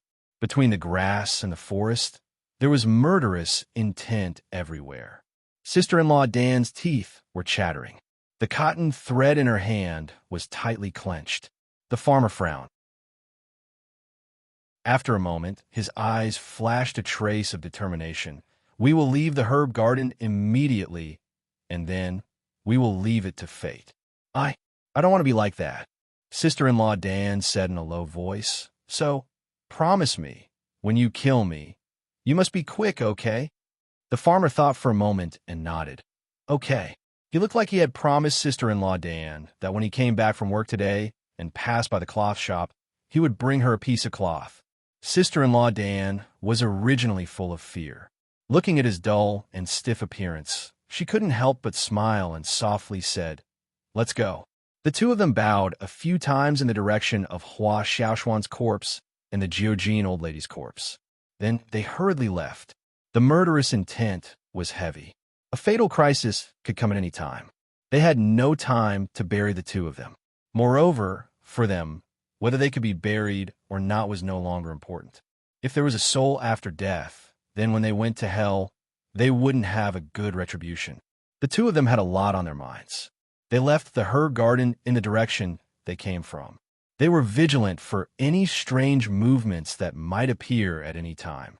Their mood was tense to the extreme, as if they were walking on a hopeless road of death.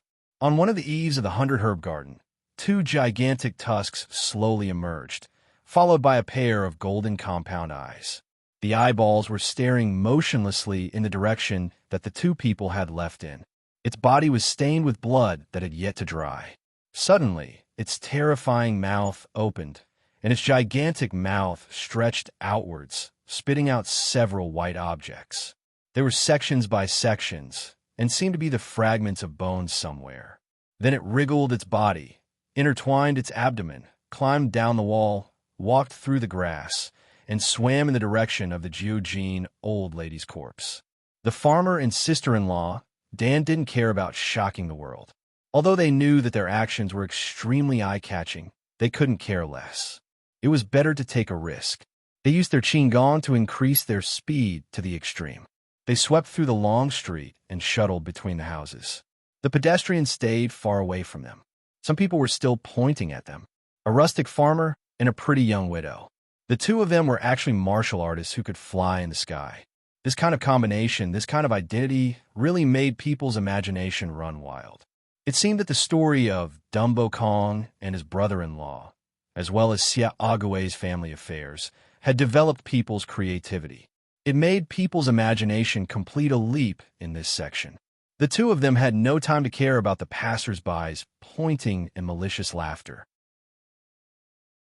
Seeing that there were many people in front of them, they simply jumped up and moved back and forth between the second floor on both sides of the street. For a while, they didn't know how many clothes racks were kicked over, how many windows were opened and closed, and how many chaste women lost the opportunity to seduce Westgate big official. This kind of behavior naturally attracted countless curses, but the two of them turned a deaf ear to it. As they ran, they looked for the ring while being vigilant. If at this time there was a hero who was unhappy with the two of them and wanted to stop them and teach them some things about the traffic laws in the town, he would most likely be attacked by the two frightened birds with all their strength. The consequences would be really unpredictable. Well, in this society, there was still positive energy, and there were also heroes.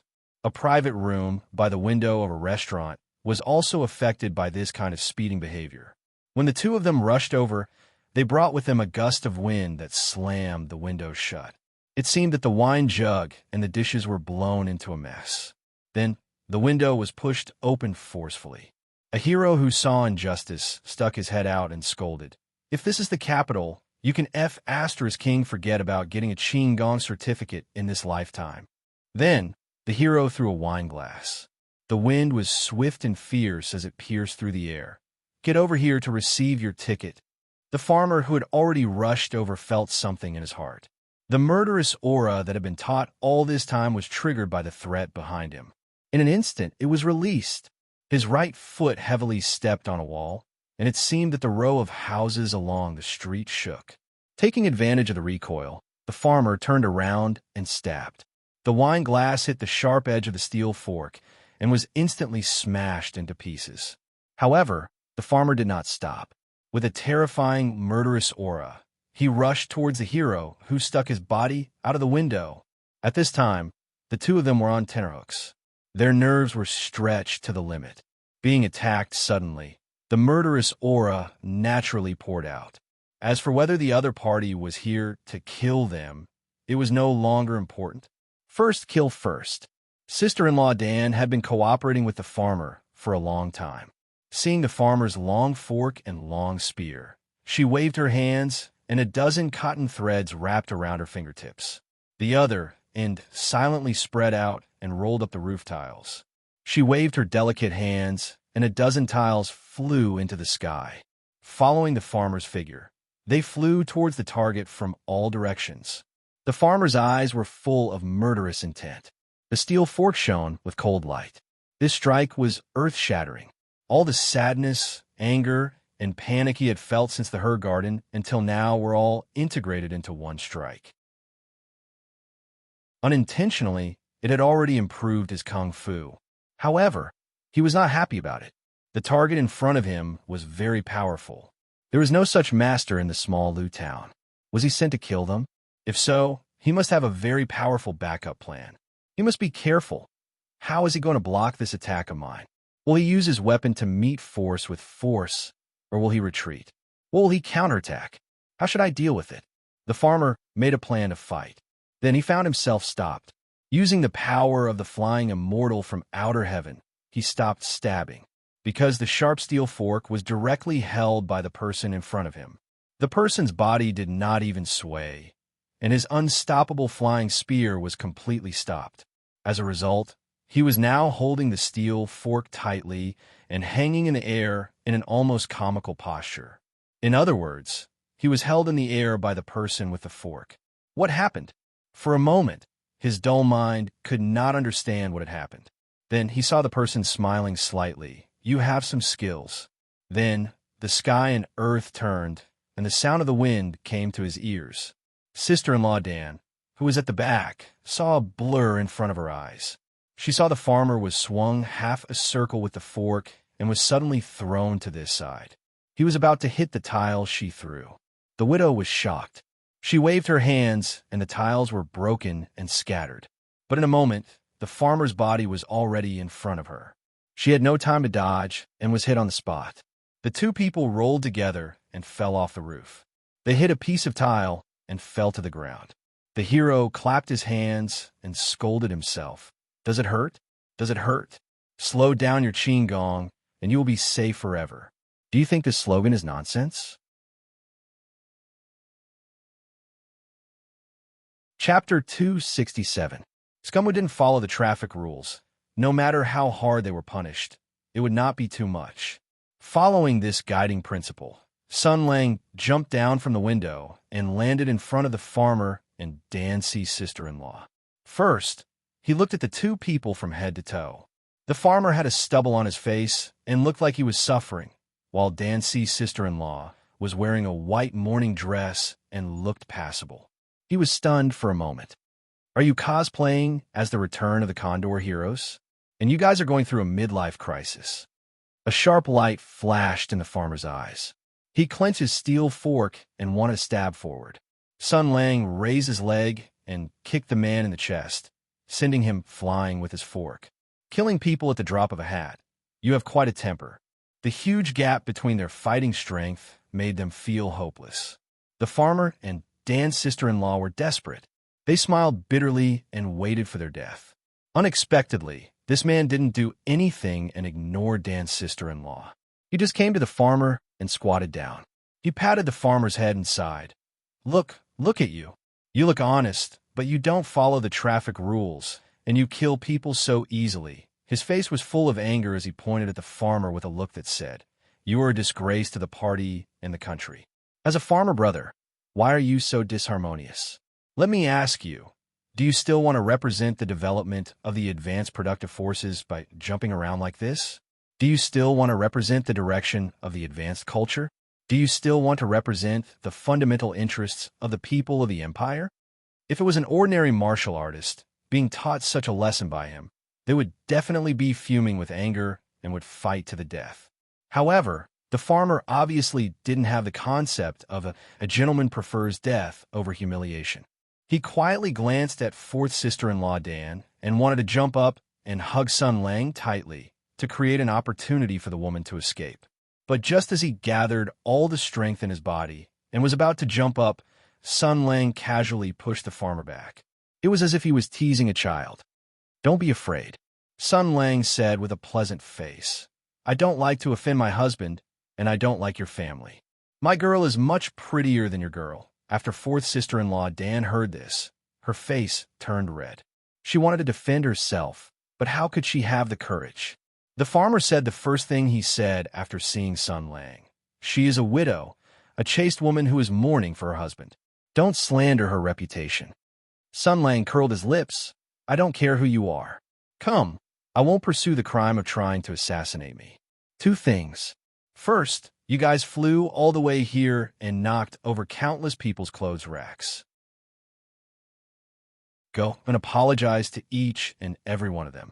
Second, you guys ruined my banquet. Damn, how expensive are things these days? I work hard every day. Today, I used my hard-earned money to open a restaurant. Tell me, do you think it was easy? He stretched out his hand and said amiably, So, it's not too much to pay for a meal, right? Pay up and apologize, and I'll let you go today. The two of them looked at each other in surprise. They seemed to realize that they had made a mistake. The farmer said in disbelief, You're not here to kill us? Sun Lang rolled his eyes. Do I look so fierce? The farmer still wanted to say something, but suddenly a cold female voice sounded from behind. Shameless, this banquet, shouldn't it be charged to old Master Zhao's account? How did it become your hard-earned money? Sun Lang said proudly, I earn money with my own ability. It's none of your business. It's a man's business, women. Hey, what's wrong with you? When the farmer heard this voice, his body instinctively trembled. He looked up in disbelief and met a pair of surprised eyes. Lu Shujin was surprised. You are Runtiga? The farmer's face changed several times, showing a happy and sad expression. He moved his lips, but did not make a sound. He wanted to escape, but there was nowhere to hide. He seemed to have thousands of words in his heart, but he could not say them. Finally, his attitude became respectful. He struggled to get up and bowed.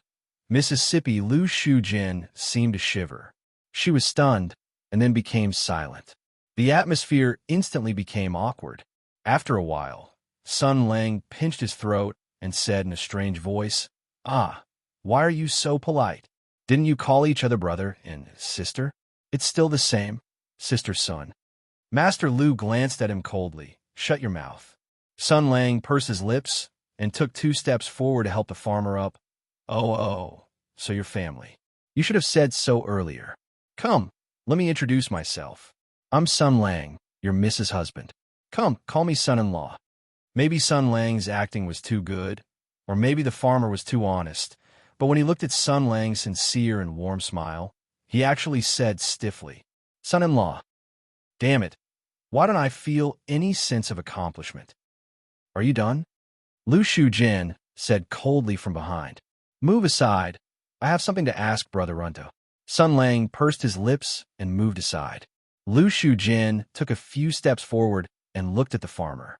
Her eyes gradually became sharp.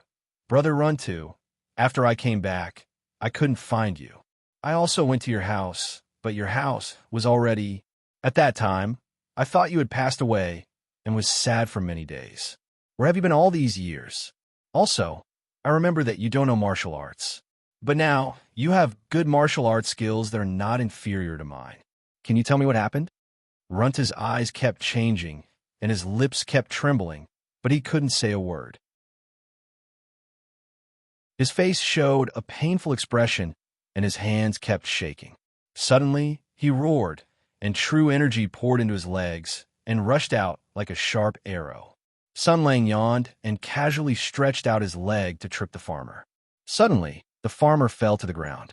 He bent down to help the other party up, and then said sincerely, "Brother, really, in front of me, you don't have to show off that little bit of martial arts. Even if I use the 4th set of National Middle School Radio Gymnastics, I can still beat you up like a baby eagle. Whatever your miss asks, you answer. It's good for both of us." When he helped the farmer up, his right hand fell on the farmer's back and gently pressed on his spine twice. Then, a puzzled expression appeared on his face. Even the farmer himself didn't know about his little movements, but Lu Shujin saw through it at a glance and asked coldly, "What did you find?" Is it?" Sun Lang pressed twice again. "It's the spine of a normal human, not a centipede." Hearing the word centipede, the faces of 4th sister-in-law Dan and the farmer changed dramatically at the same time. Lu Shujin saw it, and her expression became colder. "You two really know something? Brother Runto, are you still not going to say it?" The farmer hesitated and shook his head. "Miss, I really can't say. You can't be involved in this matter. Please leave Lu Town immediately and never come back." Sun Lang nodded with satisfaction. It seems that the key NPC of the main mission has been obtained. Lu Shujin didn't seem to have such a leisurely attitude. She directly took 2 steps forward, reached out and grabbed the farmer's collar, and said in a stern voice, "That's my home. That's my family. If it were you, would you leave without caring about anything?" The farmer didn't seem to dare to look her in the eyes. He turned his head to the side and whispered, "Miss, why don't you kill me?" Lu Shujin was furious. She raised her left hand and wanted to use the personality-correcting punch, but the next moment, a dull sound was heard.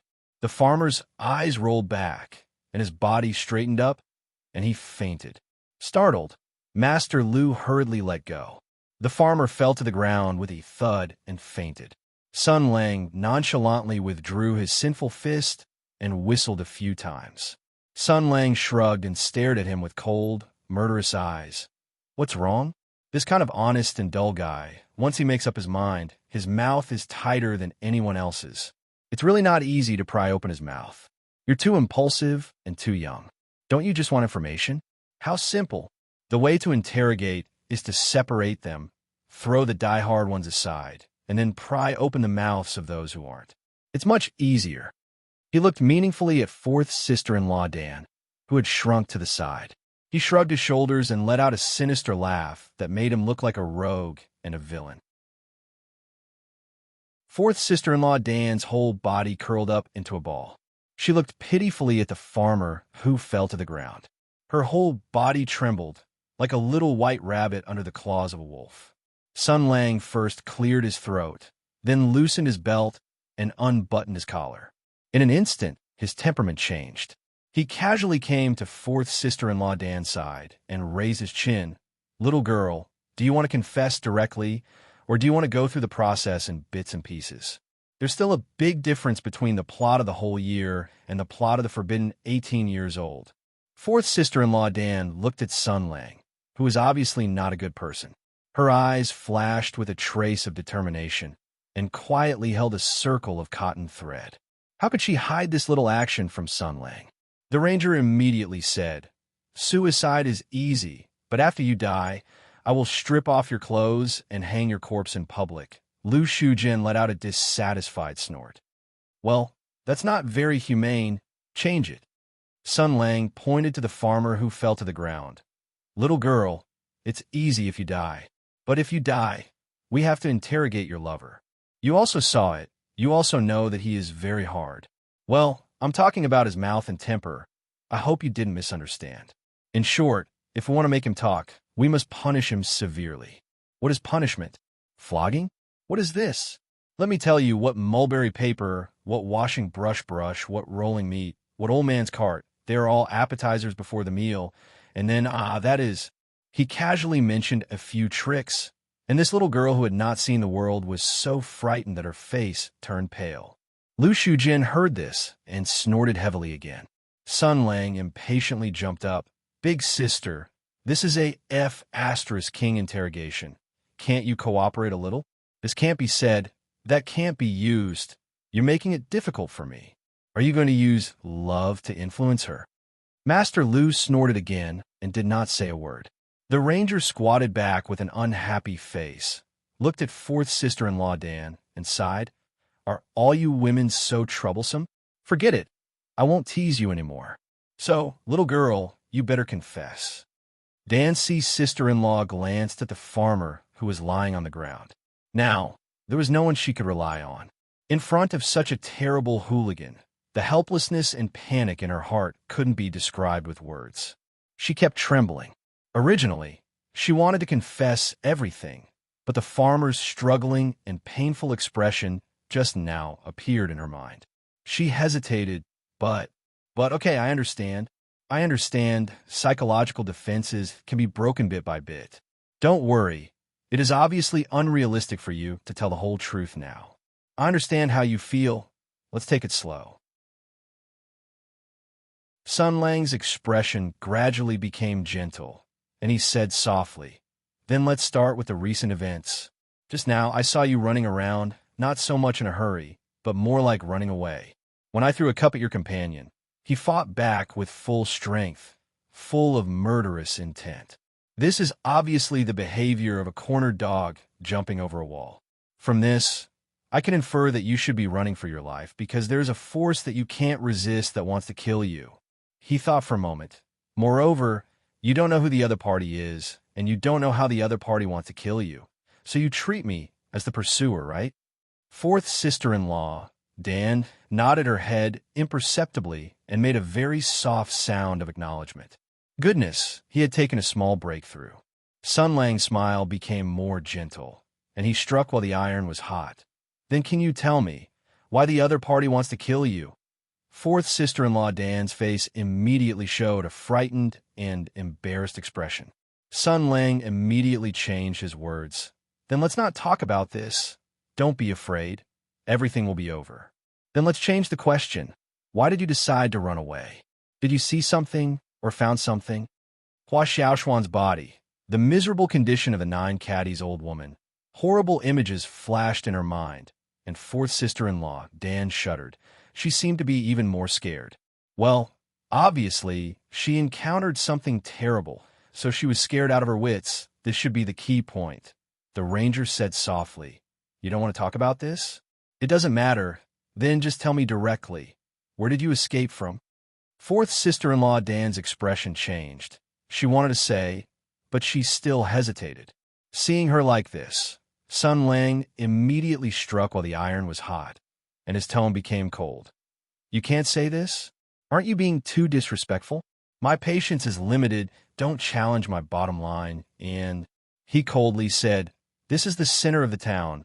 You passed through here instead of taking a detour, so you definitely didn't come from outside the town. You are so high profile in the town, there are many people who saw you. As long as I ask around, I don't believe I can't find out where you came from. But if I can find out, what do I need you for? If you have no value, why should I be so polite to you? What kind of treatment a useless person will receive? You should be able to imagine. Do you have to suffer a little before you think I'm not joking? Fourth sister-in-law Dan's expression changed several times, and her body trembled even more. Obviously, her heart was on the verge of collapse. Sun Lang suddenly shouted, "Speak!" Her body trembled, and she loudly said, "100 Herb Garden. We escaped from 100 Herb Garden."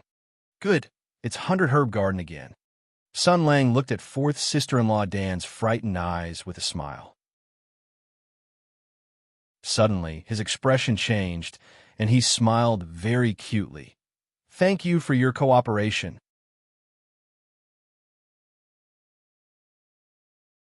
Chapter 268. Lu Shujin's complexion slightly changed when she heard fourth sister-in-law Dan say that she escaped from the herb garden.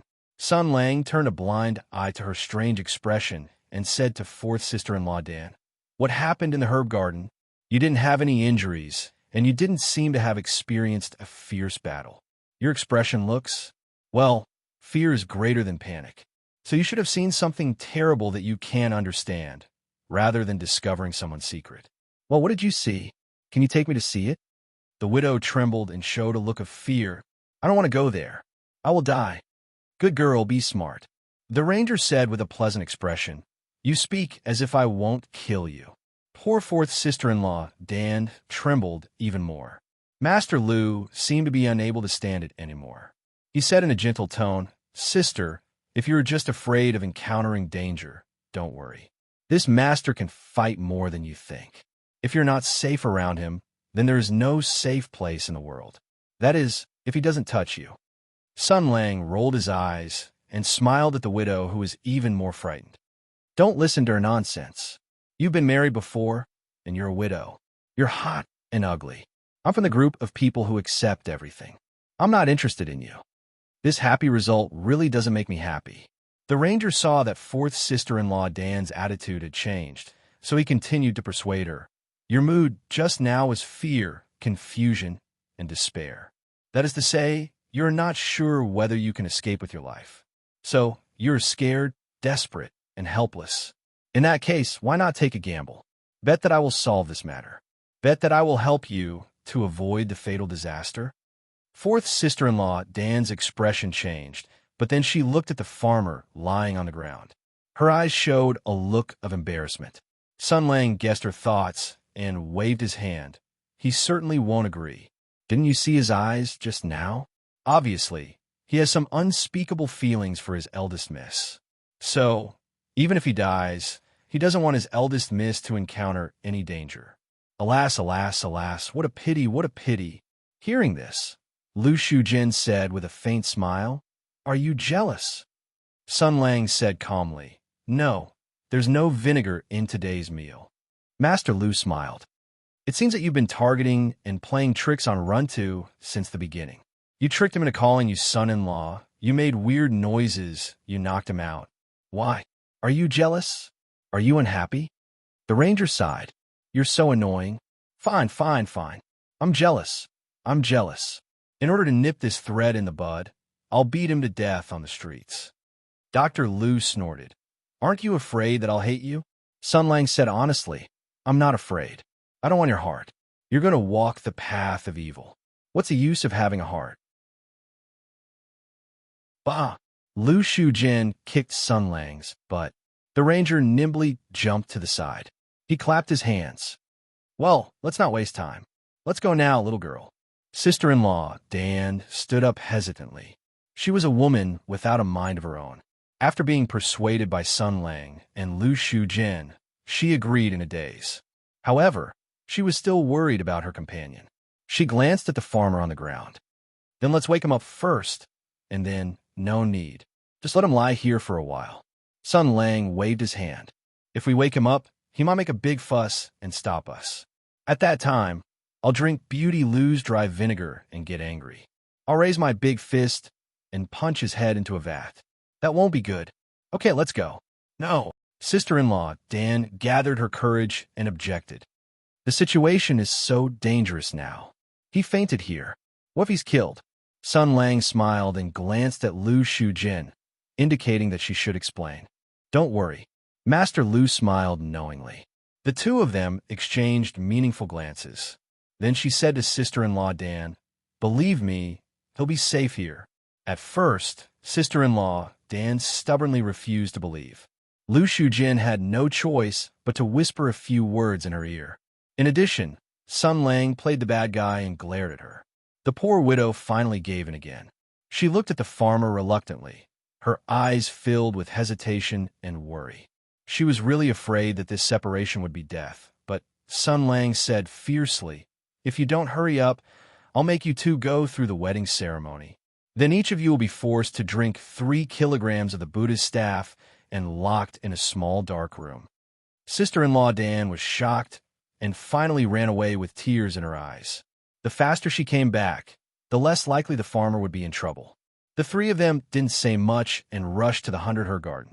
Along the way, Sun Lang made indirect inquiries and elicited a lot of useful information from fourth sister-in-law Dan.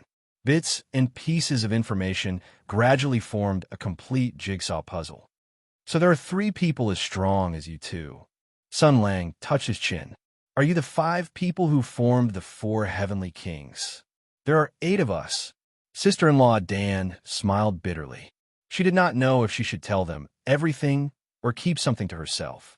But first, let them see the bodies of Hua Xiaoshuan and Zhou Jin's old lady. They obviously knew about the flying centipede. And although this man looked very evil and scary, his martial arts were really good. Maybe he could really help them. At this time, the herb garden was already in front of them. Lu Shujin looked at her home. The horizontal board of Lu Mansion was hanging high above the door. A few years ago, this was the symbol of the richest family in Lu Town. The Lu family was at its peak, and its reputation was illustrious. The gate was as busy as a marketplace, and there was an endless stream of horses and carriages. Now, it had withered to this extent. She grew up in the prosperous Lu family, but did not see it decline with her own eyes. Master Lu sighed sadly. In this complicated and sorrowful mood, there was a bastard beside him who spoiled the mood. This person is already dead. What's the use of being sad and emotional? Hurry up, tidy up your mood, find the culprit, kill him, cut him into minced meat, and dig out his heart, liver, intestines, and lungs to pay tribute to the ancestors. Then you can start from the beginning and rebuild the family. Don't worry, I will help you. We are good brothers, loyal friends. As your best friend, I am willing to give you free help. For example, some precious seeds. Lu Shujin said coldly, Is this how you comfort others? I'm sorry you. Sun Lang picked his nose and said, I came out from a crack in a rock. I don't know how to comfort my family. I remember when I came to this world from a crack in a rock, I couldn't find my father, I couldn't see my mother, and I saw blood. Broken limbs, bloody corpses, my young heart was greatly traumatized, and I missed my father and mother. I was so scared that I couldn't stop crying. When a certain cold and beautiful doctor sister checked my body, she also impatiently said, What are you crying for? You're so useless. At that time, I really choked, but I couldn't beat her. Don't mention how sullen it was. Lu Shujin was stunned. You still remember? Humans are creatures that rely on their memories to survive. Sun Lang's smile was very calm. Otherwise, how do you think I relied on my memories to survive? Love? Master Lu lowered his eyes and said in a low voice, So you hate me? I remember your bad moments, but I also remember a lot of your good ones. I remember very clearly. Sun Lang shrugged. So, I'll just pretend that your period came on that day. The woman's expression changed, and she struggled. In the end, she sighed in a low voice. I'm sorry. That's strange. You can also admit your mistake. I thought you were going to talk back. Sun Lang looked at Lu Shujin in surprise, and then shook his head. It's okay. I want to say that, but it's harder to say than I thought. I just think that if an apology is useful, he stepped into the lonely Lu mansion. Why do I need a sword? Sister-in-law Dan cautiously walked past Master Lu and then trotted to follow him. She didn't know what grudges there were between the two people, but she instinctively felt that it was better not to think too much. Lu Shujin was still standing in front of the mansion of the herb garden. She suddenly felt a chill in her bones. Only now did she truly feel one thing. That person was really back. At this moment, she suddenly heard the panicked scream of sister-in-law Dan. Lu Shujin's expression changed. She didn't care about anything else and jumped into the herb garden. She followed the direction of the voice. When she saw the trembling figure of sister-in-law Dan, she was relieved. Then she frowned and asked, "What's wrong?" Sun Lang turned around and spread his hands. "I don't know. Ask her. Hey, what's your name?" The old lady. Sister-in-law Dan covered her mouth. She was so scared that tears came out. Why is the old lady's body gone? There was a body here? Sun Lang looked around. There are no traces of fighting, no blood, no footprints, no traces of moving. Did you get the wrong place? Sister-in-law Dan looked around and became more and more panicked. Absolutely not. I definitely won't get it wrong. At that time, the old lady was sitting there. She was holding a fan in one hand and an iron scale in the other. The scale was skewered with meat and blood dripped down. Then her whole body fell to the ground. Right here. How could it be? Why is there no blood? The blood was clearly dripping down. Was she hallucinating? That's not possible. Then what was going on? Sun Lang thought for a while and asked, "Didn't you say that 2 people died? Where's the other body?" Sister-in-law, Dan's expression changed. She suddenly turned around and rushed toward the front hall. Sun Lang and Lu Shujin looked at each other and followed behind her. The 3 of them soon arrived at the front hall. Sister-in-law Dan rushed into the room. She was full of fear and expectation as she looked behind the screen. Then, her face turned pale and her body went soft. She fell to the ground. Impossible! Impossible! She pointed at the empty space in front of her in disbelief. Hua Xiaoshuan's body. It's obviously here. He was hanging on the beam earlier. Hua Xiaoshuan? Sun Lang's expression suddenly changed. Wearing red clothes? Young man? Bright red lips? Pale face? Sister-in-law Dan nodded blankly. How could his body appear here? In a flash, Sun Lang and Lu Shujin looked at each other and shouted together, "That Li Zhong!" Chapter 269. Village Head was a position. The empire's imperial power did not go to the countryside. In order to increase its control over the countryside and increase the exploitation of the peasants, the imperial court vigorously carried out a campaign to encourage the landlords to go to the countryside and the villagers to govern. In the villages, there were positions such as village head, village head, village head, village secretary, elder, and archer to catch thieves, manage household registration, collect taxes, and teach agriculture. Most of these positions were held by local tycoons and triad bosses. It didn't matter if they were clean or not, as long as they knew how to suppress and exploit the peasants. Of course, in the eyes of the transmigrated Sun Lang, this method of deviating from the path of the masses and being unable to go deep into the grassroots had fatal drawbacks and bloody precedents. For example, a certain ruler surnamed Lu was just a mere constable back then. Then, relying on the progress of history and personal struggles, he was suddenly transferred to Guangzhou. After the whole world studied him, it was decided that he would be the emperor. This kind of classic case of an unknown civil servant soaring to the sky could only be compared to a librarian whose name was immortalized in history, worshipped by tens of thousands of people, and whose theories were still being studied and promoted to this day. Yes, this librarian's surname was Li, and his first name was Heir. He was once an official of the Zhou dynasty's treasury and was in charge of managing the books. Later, due to the progress of history, his occupation column in his resume became Taishang Laojun. People should read more books and be careful of the traps and the questions. This Peking University librarian was just a temporary job. How could he be considered a civil servant? Oh, speaking of temporary jobs, actually these village heads, elders, and so on were also temporary workers. Although their positions were officially recognized, there was no rank, no salary, no insurance, and no bonus point for the college entrance examination. Simply speaking, they were working for the imperial court for free. They contributed to the cause of feudalism for free. They were conscientious and conscientious. It was commonly known in the pugilistic world as self-employed. Well, it was better than self-employed. At least in the villages and towns they were in, they had a social status that made people envious. They also had great authority and a large amount of gray profits. In short, it was a good job. But at least now, the position of village head in Lu Town was no longer a good job. This was because a terrifying devil with the surname Sun had set his eyes on the poor village head. Oh, Moses Roy, oh, Moses Roy. Sun Lang nodded repeatedly. Previously, we saw Hua Xiaoshuan mysteriously die under the stage.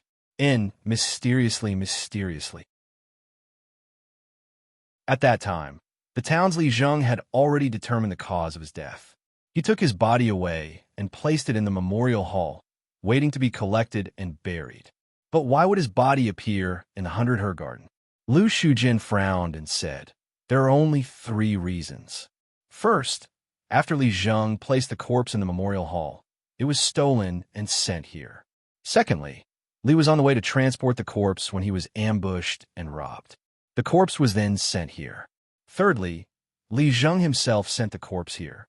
Sun Lang nodded. "So, no matter what, we have to look for the town's Li Zheng. Hey, little girl, what are you thinking about?"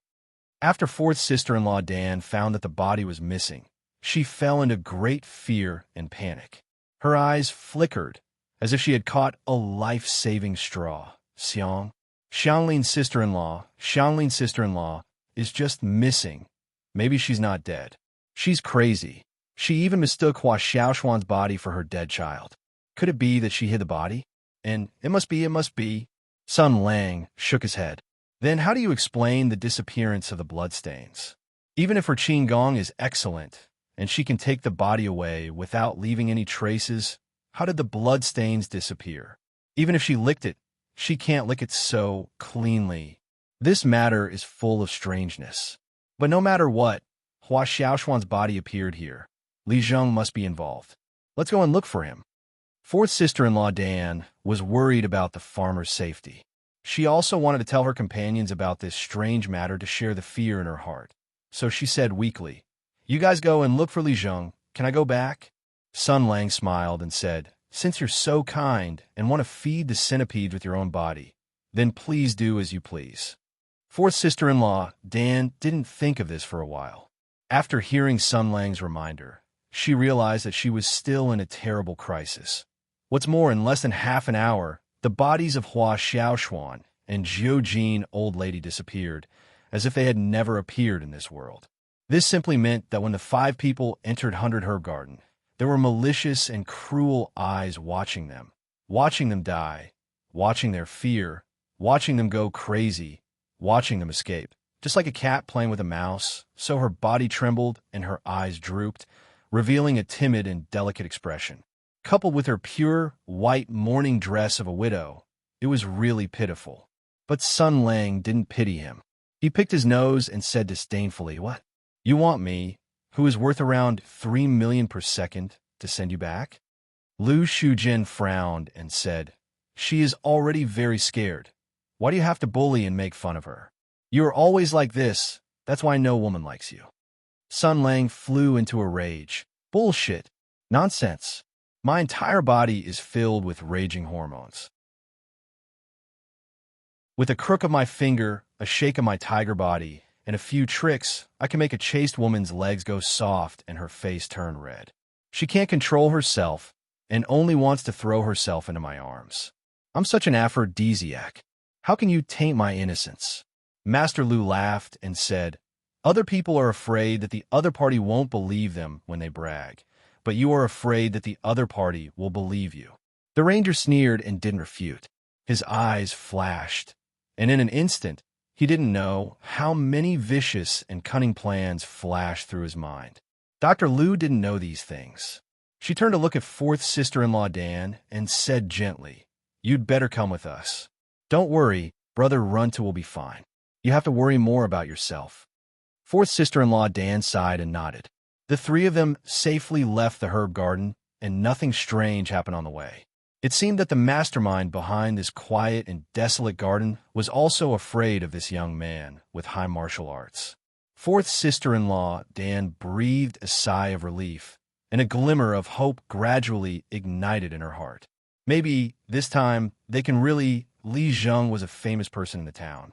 Basically, everyone knew where his house was. Sun Lang and the others asked an NPC for directions and went straight to his house. Not long after, the three of them arrived in front of the house with 3 entrances and 3 exits. Although it was not as big as the Kong, Xie, and Liu families, it could be called a mansion in Liu Town. It seemed that this place was very comfortable. But in the next moment, the 3 of them were shocked. Even with their martial arts, they could hear crying coming from the house. Not good. Sun Lang pushed open the door and went through 2 more doors before entering the main house. Several women and maids were crying. Their cries were mixed with screams of horror. Obviously, they had seen something terrible. The person who looked like a housekeeper rushed out with a few servants with pale faces. When he saw Sun Lang and the others, he shouted, "Who are you? Get out! Get out!" Why would Sun Lang care about him? He walked straight ahead. The housekeeper was furious and reached out to grab Sun Lang's shoulder. But in the next moment, Master Liu took a step forward and hit the housekeeper with his palm. The housekeeper screamed and fell to the ground and fainted. When fourth sister-in-law Dan saw this, she silently shot out more than a dozen cotton threads. The cotton threads were very thin, but under the infusion of internal force, it was very tough. The few servants were tied up and thrown in all directions. They were so scared that they screamed and rolled to the side to hide. The paladin was surprised. "Wow, I thought I was with Chow Patao. When did you become such a lackey?" Lu Shujin said coldly, "I'm saving a life. It's better than building a 7-floor pagoda." Sun Lang rolled his eyes. "You say it as if I would kill someone if I don't agree. Hey, little girl, do I look like such a person to you? What do you think you did when you threatened us before?" Fourth sister-in-law Dan was angry, but she was forced by Sun Lang's abuse of power. How could she dare to say that? She could only whisper against her will, "No." "Well, you're much more sensible than Aunt Lu. No wonder Brother Runta likes you and doesn't like her." Sun Lang nodded. "There's also a group of old ladies inside. These creatures are extremely troublesome. Not only do they like to make a big fuss, but if they're pushed too far, they'll even get physical. I'm not afraid of arguing at all, but getting physical is too disgusting. So if they're noisy in a while, you can tie them all up. Do you want me to teach you how to tie them up?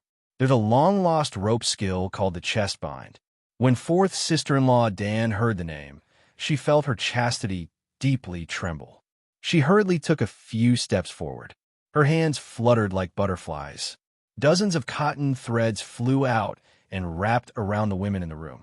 In an instant, the women who were crying and screaming in the room were tied up, causing a burst of panic and panic. I mean, wait until they start to make a lot of noise and don't cooperate, then you could tie them up. Sun Lang sighed. "Forget it, that's fine. By the way, your weapon is very powerful, Dongfang mushroom." The women in the room were still screaming in panic. Sun Lang walked into the room and let out a shocking roar. "Shut up, or you'll all be sold to the brothel." Sun Lang's high charm and persuasive skills played a role. Everyone saw the ranger's kind face and listened to his reasonable and heartwarming words. They all closed their mouths. The ranger picked his ears and looked up. Only then did he see Li Zheng's body. Li Zheng, who was about 50 years old and had a smart and capable mustache, was sitting on a chair with a pale face and a strange smile on his face. Sarcasm, ridicule, and complacency? Sun Lang said to himself, feeling complacent before death? And ridicule. Who was it directed at? Obviously, it was directed at me. Ridiculing me for making a wasted trip. Ridiculing me for wasting my time. and very complacent. This is obviously not the expression a normal person should have when they die. Then, he stretched out his hand and flicked it gently. Li Zhang's body suddenly jumped up and fell forward, lying on the ground. Those women who were watching in panic and didn't know what Sun Lang wanted to do found their master's body on the ground. They all shouted and struggled. It seemed that they were very emotional. Then they saw something. Then, screams of horror and shouts of horror echoed in the house with extremely high decibels. A few women even fainted. Sun Lang waved his hand. The clothes on Li Zhang's back seemed to be cut by an invisible blade and then separated. From the back of the head to the spine, there was nothing. There was only flesh and blood and a looming darkness. Fourth sister-in-law Dan, who followed in, covered her mouth. Lu Shujin's expression also changed abruptly. Both of them didn't look good. The former was recalling the terrifying nightmare, while the latter was thinking of an even worse situation. No wonder Hua Xiaoshuan's body was taken away by him, but mysteriously appeared in Herb Garden. It turned out that Li Zheng was actually, at this moment, even Lu Shujin, who was as cold as ice, couldn't help but change her expression. Her voice trembled slightly. The town's Li Zheng was actually killed by the flying centipede. Is there anyone else who is also? Sun Lang said lightly. Things are getting more and more interesting. This clue is basically broken. Whether we can make progress or not depends on whether the fish on the other side takes the bait. At the same time, the farmer was still lying on the ground miserably. He frowned and hadn't woken up yet. The passers-by occasionally cast strange glances and pointed at him, but they didn't pay attention to him. A farmer in ragged clothes, sleeping on the side of the road, was not something worth paying attention to. Anyway, they didn't know him. However, not far away, two pairs of eyes were paying attention to this side. The two people were wearing cloaks, and their whereabouts were mysterious. They knew the farmer and wanted to do something. Hot piece, Mother *her. The short man bit his finger and cursed. That pretty boy, did you see that? It's strange. Mother *her. Did you see that fork of Runta's? Not to mention me, you probably couldn't take it either. But he was caught by that pretty boy and swung around with his fork. Runta couldn't even take one hit from him. Hot piece, Mother *her. When did such a strange guy come to Lutown?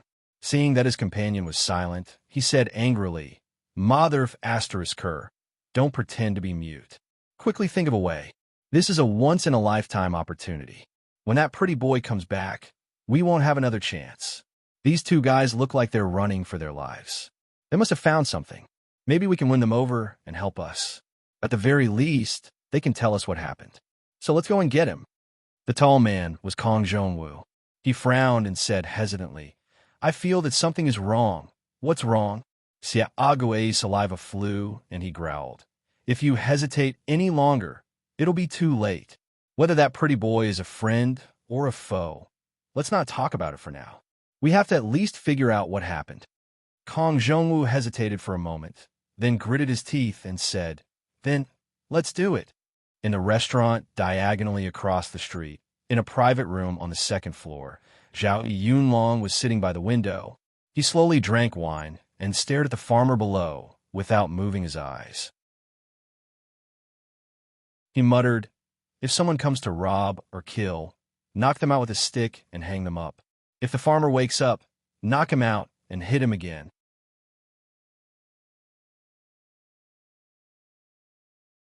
Chapter 270. If anyone comes to rob or kill, knock them out with a stick and hang them up. If the farmer wakes up, knock him out and hit him again, as he muttered. Zhao Yunlong nonchalantly glanced at He Xiandang, who was eating roasted pigeon and chicken. If the snake dares to complain, pull out a tooth and make it into an airplane cup. He then glanced at Sima Ping, who was bored to death. If the girl dares to complain, hit her chest until it's caved in. The two spat out the food and tea in their mouths. Just as they were about to slam the table in protest, Zhao Yunlong glanced at them without batting an eyelid. Nothing. The two immediately cowered. Zhao Yunlong was as shameless as he was in front of Sun Lang, but in front of others, he was as noble and cold as he was. There was only harm when there was a comparison.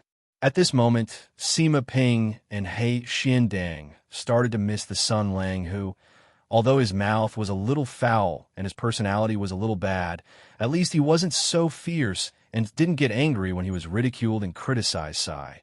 Compared to this fierce woman, Sun Lang's personality was indeed very good. At least he wouldn't say things like pulling out a tooth and making it into an airplane cup and caving in her chest. Sima Ping said this in her heart. Then, she suddenly thought of something. Although she looked like she was only 13 or 14 years old, and her chest looked like it was only 11 or 12 years old, a woman's nature of gossip was not at all hidden. Coincidentally, Sun Lang and Lu Shujin, the two people involved, were not around. The female doctor could no longer hold back the burning fire of gossip. She asked in a low voice, "Speaking of which, Sister Zhao, Sun Lang and Sir, is it?" After asking, she regretted it. After all, she wasn't familiar with Zhao Yunlong. Wasn't it a little rude to ask such a personal question? Moreover, this Sister Zhao seemed to have feelings for Sun Lang. Unexpectedly, Zhao Yunlong nodded meaningfully and snorted proudly. Yes, isn't it obvious?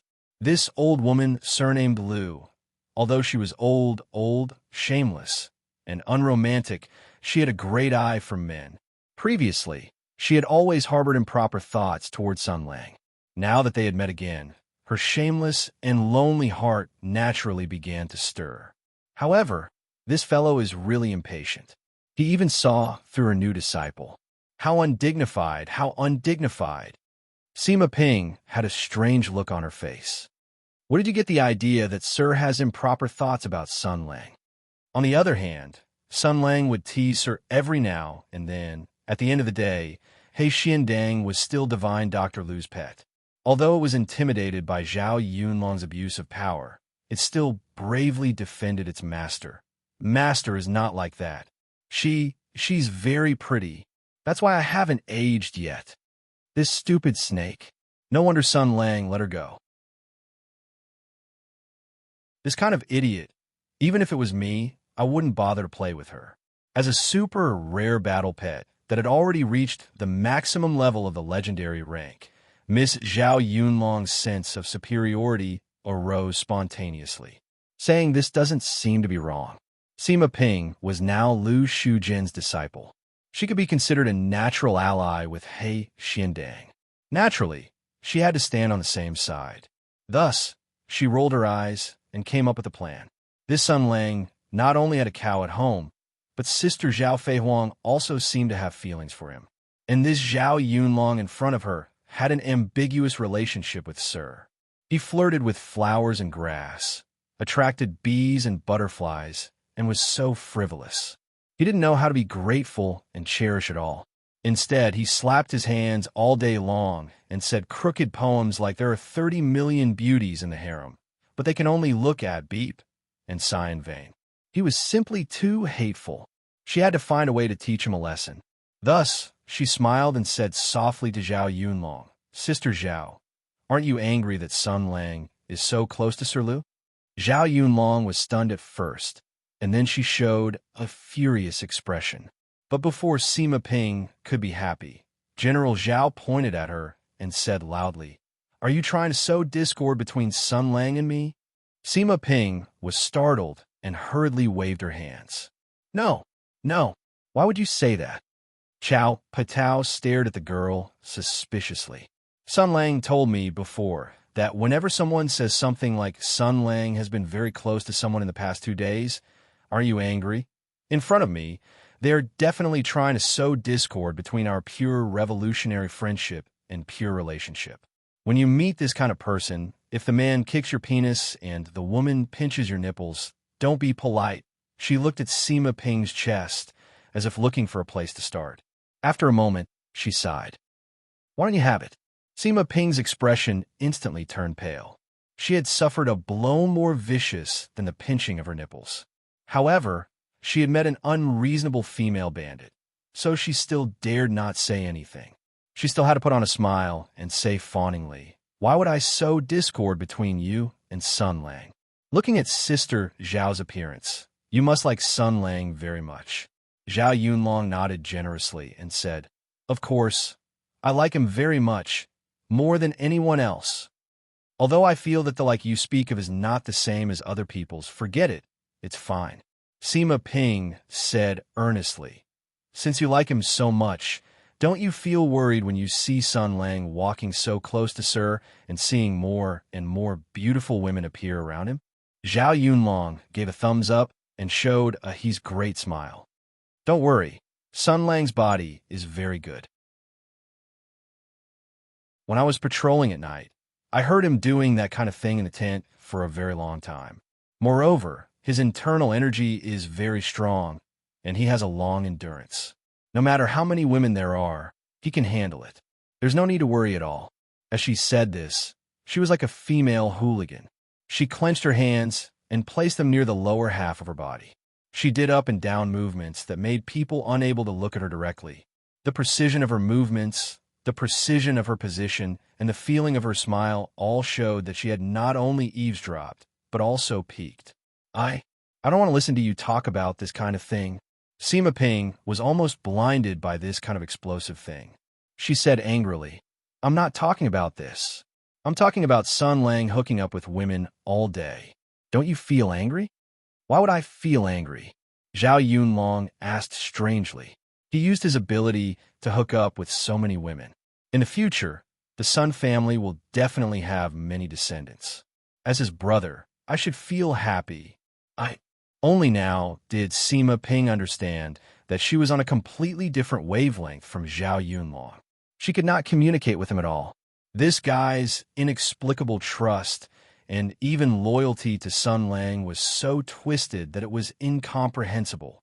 She sat down in the chair and felt that her 3 views had been overturned and impacted like never before.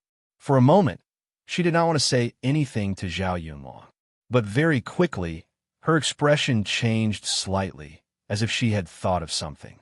Curiosity and hesitation appeared on her face. Then she slowly moved her body over and said softly, that. I only took a peek at the medical skills. Master did not teach me at all. When I plucked up the courage to ask, he scolded me. So I never knew. I only took a peek at the medical skills. That place, what does it look like? Can it really be big or small, soft or hard?" A look of reminiscence flashed across Zhao Yunlong's face. After a few years, that shocking scene was still vivid in her mind. It made her have an expression of, "I have really learned something new." Her face was full of amazement and disbelief.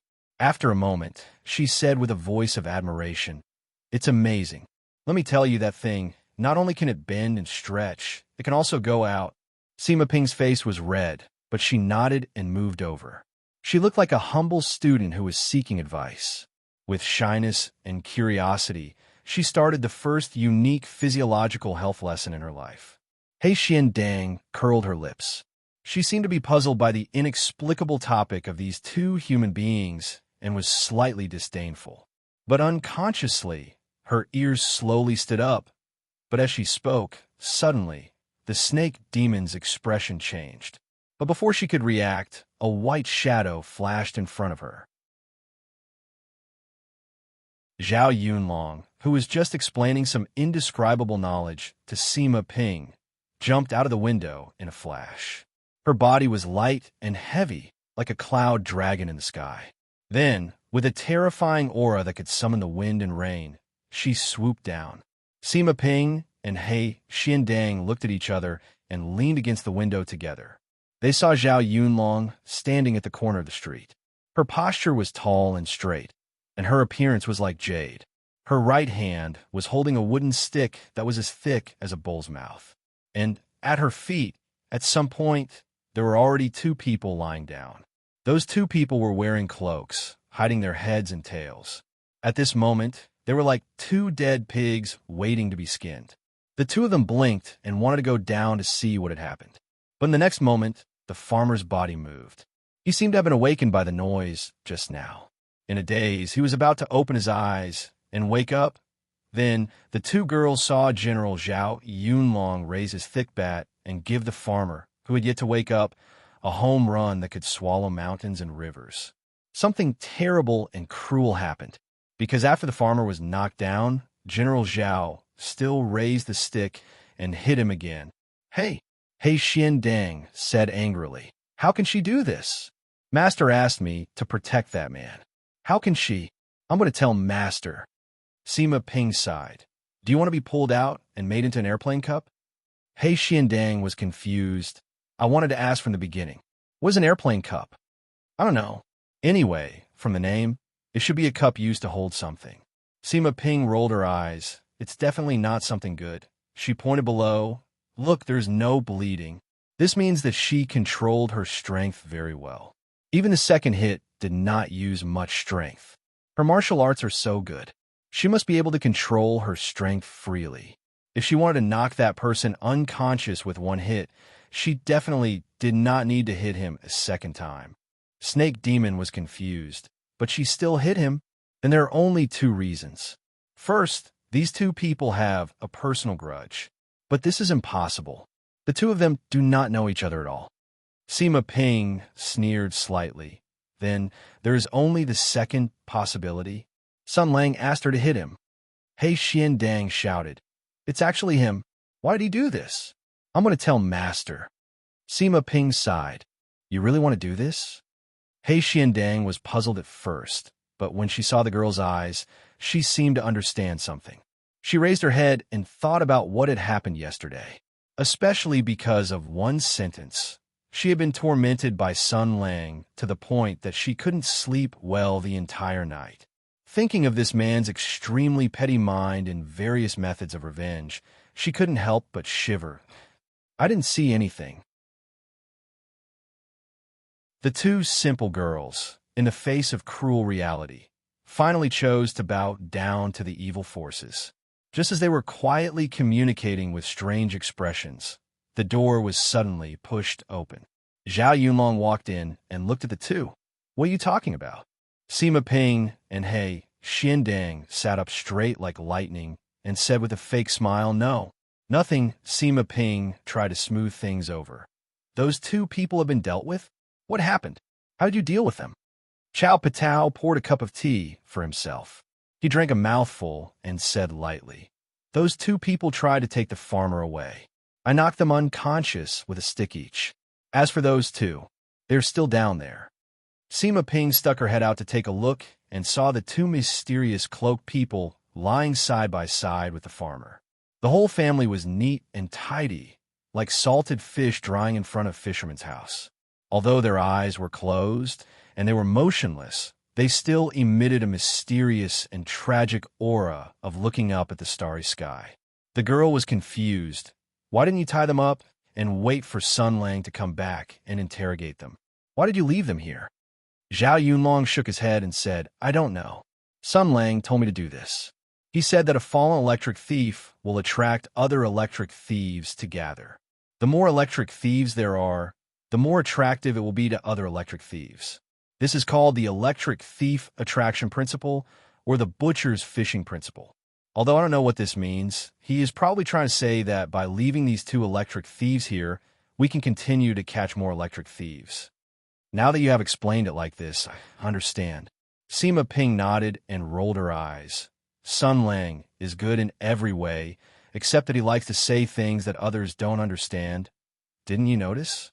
Zhao Yunlong put down the teacup in his hand and said lightly, only when Sun Lang says things that none of us can understand will there be gentle nostalgia and reminiscence in his eyes. Perhaps to him, this is the only way he can remember his past and his home. What he wants is not people who can understand him, but people who are willing to listen to him. So whether or not I understand, I will always listen.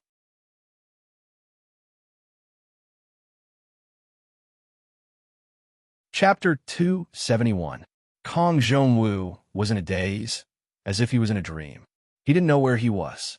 He was surrounded by darkness. Tiredness and pain hit his heart.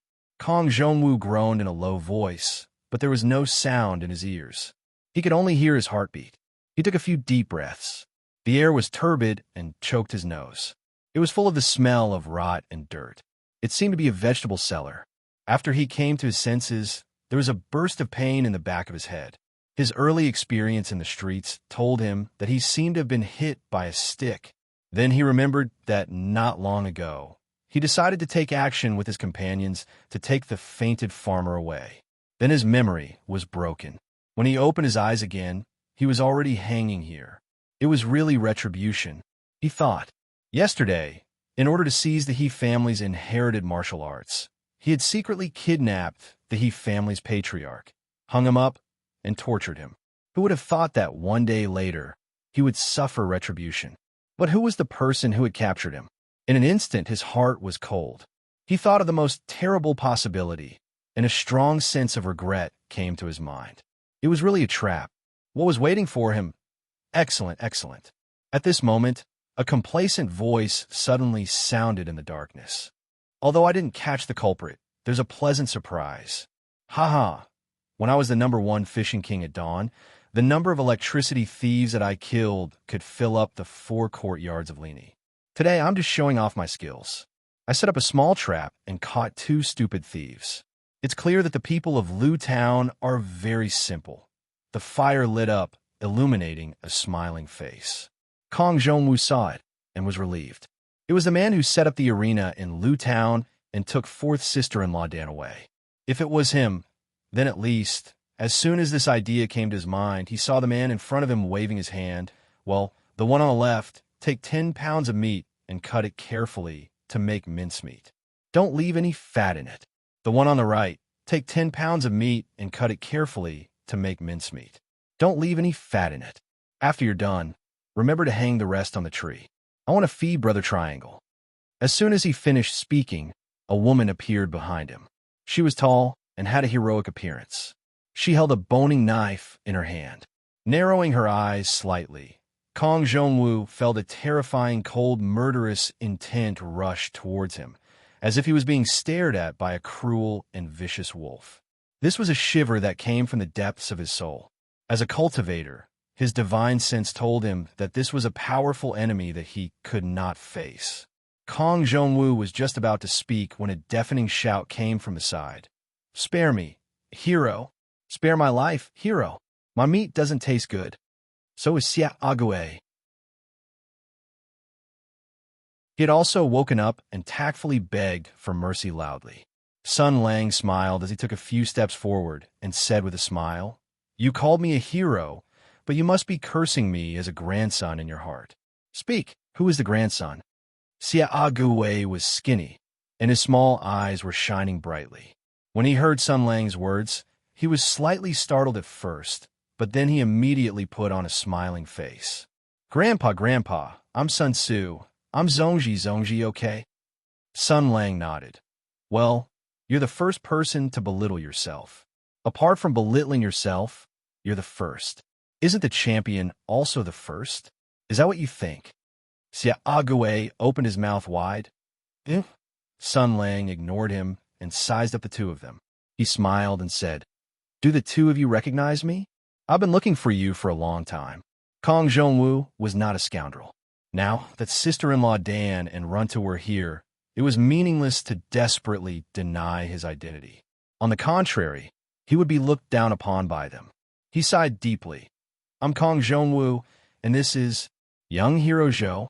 Now that we've fallen into your hands, we've accepted it. You can kill us or torture us as you wish. Just ask for instructions."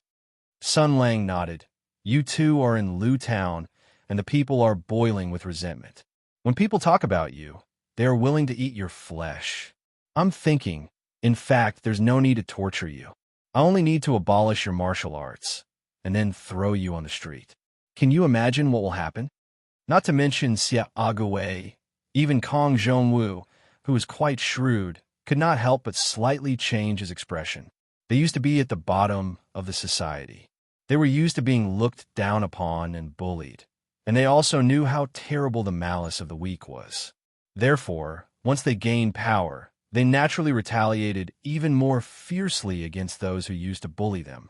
But all this was based on the foundation they had now, powerful martial arts. Then if they suddenly lost all this, it would be like waking up from a beautiful dream, and they fell into the quagmire again. How would those who used to flatter and revere them treat them? When they thought of such a scene, They could not help but shiver fiercely. Fear and resistance flashed in their eyes. They turned their heads and looked at each other. They saw bitterness and determination in each other's eyes.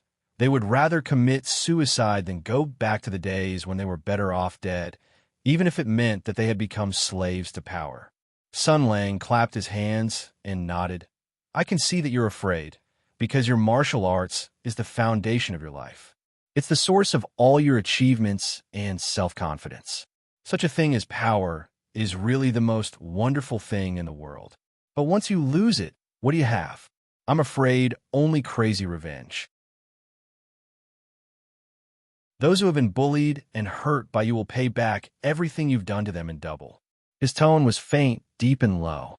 He said lightly, So, if you were given another chance, would you still hurt the people of Lu Town? This question stunned the two at the same time. Kong Zhongwu and Xie Ague looked at each other again. They saw the surprise and faint disdain in each other's eyes. Kong Zhongwu did not speak much, but his mind turned very quickly. The key to this question was not to say the answer in his heart, but to say the answer that the other party wanted to hear. Listening to his tone, he was just standing on the moral high ground with the strength of a victor. He was preaching some useless and meaningless principles to satisfy his own moral vanity. In short, he hoped that he could repent. So, the correct answer should be, he raised his head. Sorrow, regret, and guilt appeared on his face. Obviously, as an actor, he was successful. Tears gradually appeared in his eyes. He said softly, Of course I will. Such a loud and clear voice shouted out, but it did not come from his mouth. Kong Zhongwu was shocked for a moment. Then, he suddenly turned around with an expression that said, Are you a F***king idiot? Xie Ague gasped for breath. His eyes flashed with the madness and determination of a gambler.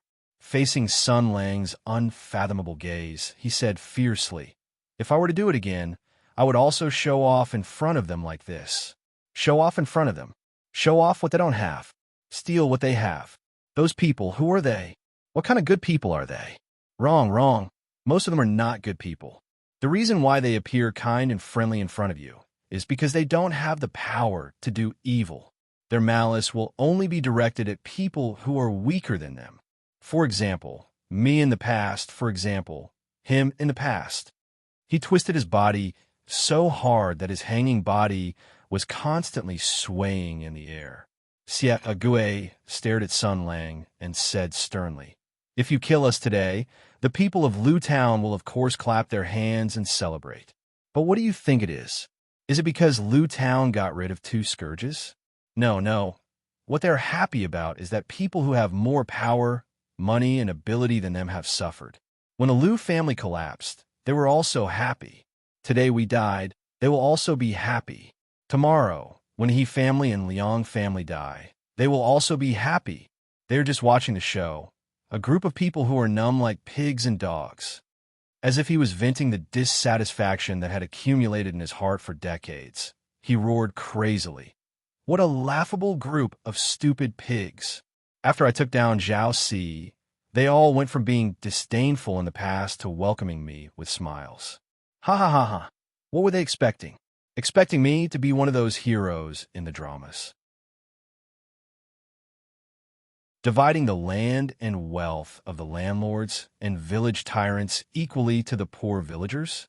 Fuck your mother. You were the one who bullied me. You were the one who laughed at me. You were not the one who helped you take down Zhao Si. But in the end, you were the one who gathered together to share the benefits. Who the fuck do you think you are? If you want land, if you want money, why don't you go steal it yourself? Why don't you go get it yourself? Waiting for the charity of the strong for a lifetime, waiting for the so-called hero for a lifetime, this kind of guy deserves to be stepped on in the mud for a lifetime.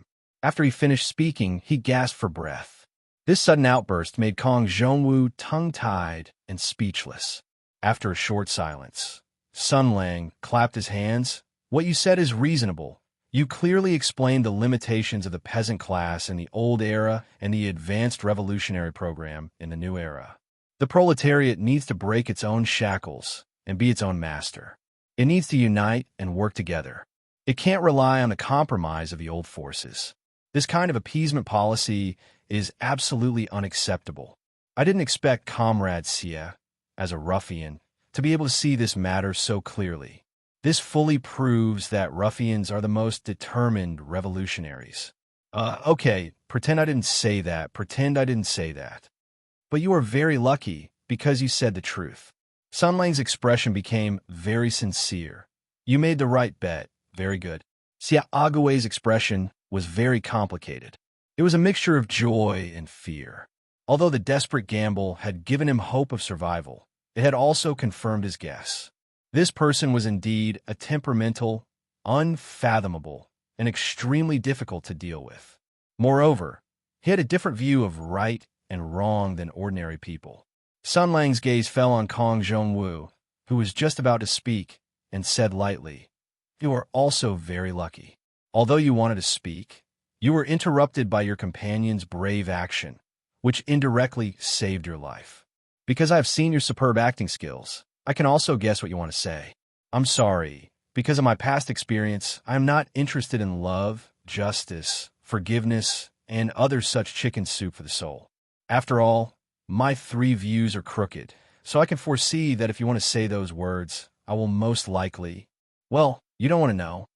Sun Lang stood in front of Kong Zhongwu, rambling on, but the murderous intent in his words was faintly discernible, constantly attacking Kong Zhongwu's psychological defense line. Kong Zhongwu's heart was pounding, and he didn't even dare to look directly into the eyes of the young man in front of him. Dealing with a temperamental madman was really too much for his heart to bear. There was both the joy of surviving a disaster and the fear of not seeing the future. But there is also a bad point. Sun Lang took 2 steps back and said with a smile, "Although you survived, the question just now was answered by your friend, so my next question should naturally be answered by you. This question is very difficult, because the key of the question is not what I want to hear, but whether you want to say it." Kong Zhongwu suddenly thought of something, and fear and panic appeared on his pale face. Xia Agui's expression also changed slightly. But Sun Lang didn't give the two of them a chance to connect. He waved his hand and said, "Throw this friend Xia out." Zhao Yunlong responded and moved. First, he waved his hand, and a sharp force broke through the air and cut off Xia Agui's rope. Then, a pitchfork pierced through the air and stabbed at Xia Agui's armpits. General Zhao Yunlong expressionlessly held Xia Agui and walked toward the passage of the cellar. Xia Agui was just about to say something, but Sun Lang added, "If you want to escape talk, look around, shout, or even do anything suspicious or unpleasant to your eyes." The ranger thought for a moment and said to General Zhao, "Then we'll saw his testicles." Although Sifei didn't know what saw his testicles was, his male instinct still made him feel his little brother shrink back. He couldn't help but clamp his legs together and didn't even dare to breathe loudly. Soon, only Sun Lang and Kong Zhongwu were left in this cold and damp cellar. Kong Zhongwu's entire body was soaked in cold sweat. After being inexplicably captured, his mood had gone through several ups and downs. The despair of having his life in the hands of someone else, the lingering fear of walking in a circle between life and death. The man in front of him was not only strong, but also deep in his schemes and cruel in his methods. In just a short conversation, he had forced his psychological defenses to collapse again and again. Now that Xia Agui had left, he was left alone to face the temperamental man. He already understood in his heart that he couldn't tell any lies or hide anything from now on, because fear had already taken root in his heart, constantly reminding him who the person who held the power of life and death was at this moment. He glanced at Sun Lang and said with some difficulty, "Before I answer, can I first ask, if I said it first, would you really kill me? Are you stupid?" Sun Lang shrugged. "If you answer the question first, then the one who would be blown out of here right now would be you. Silly child, the skill of answering first is very important." Kong Zhongwu laughed bitterly. He only felt a chill all over his body and had nothing to say. Then, the smile on Sun Lang's face instantly vanished, and in its place was a gaze that was as cold as a blade. Kong Zhongwu, don't you have something to tell me about your cultivation and martial arts that improve by leaps and bounds? The 100 Herb Garden, the Flying Centipede, and more?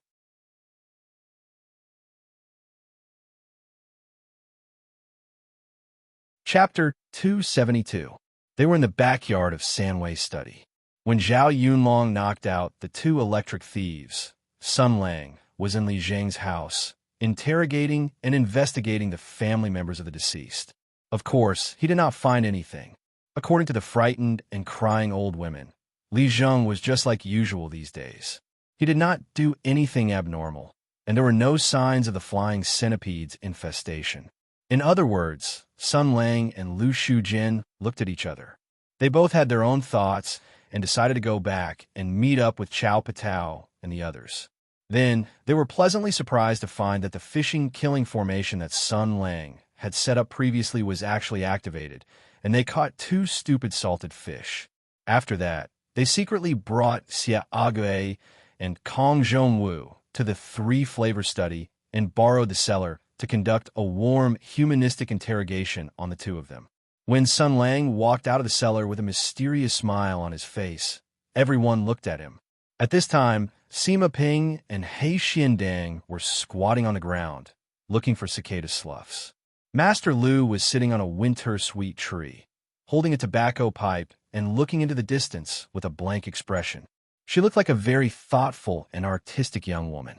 In a corner of the courtyard, a pitchfork was stuck into the ground, and Xia Agui was still stuck in the air.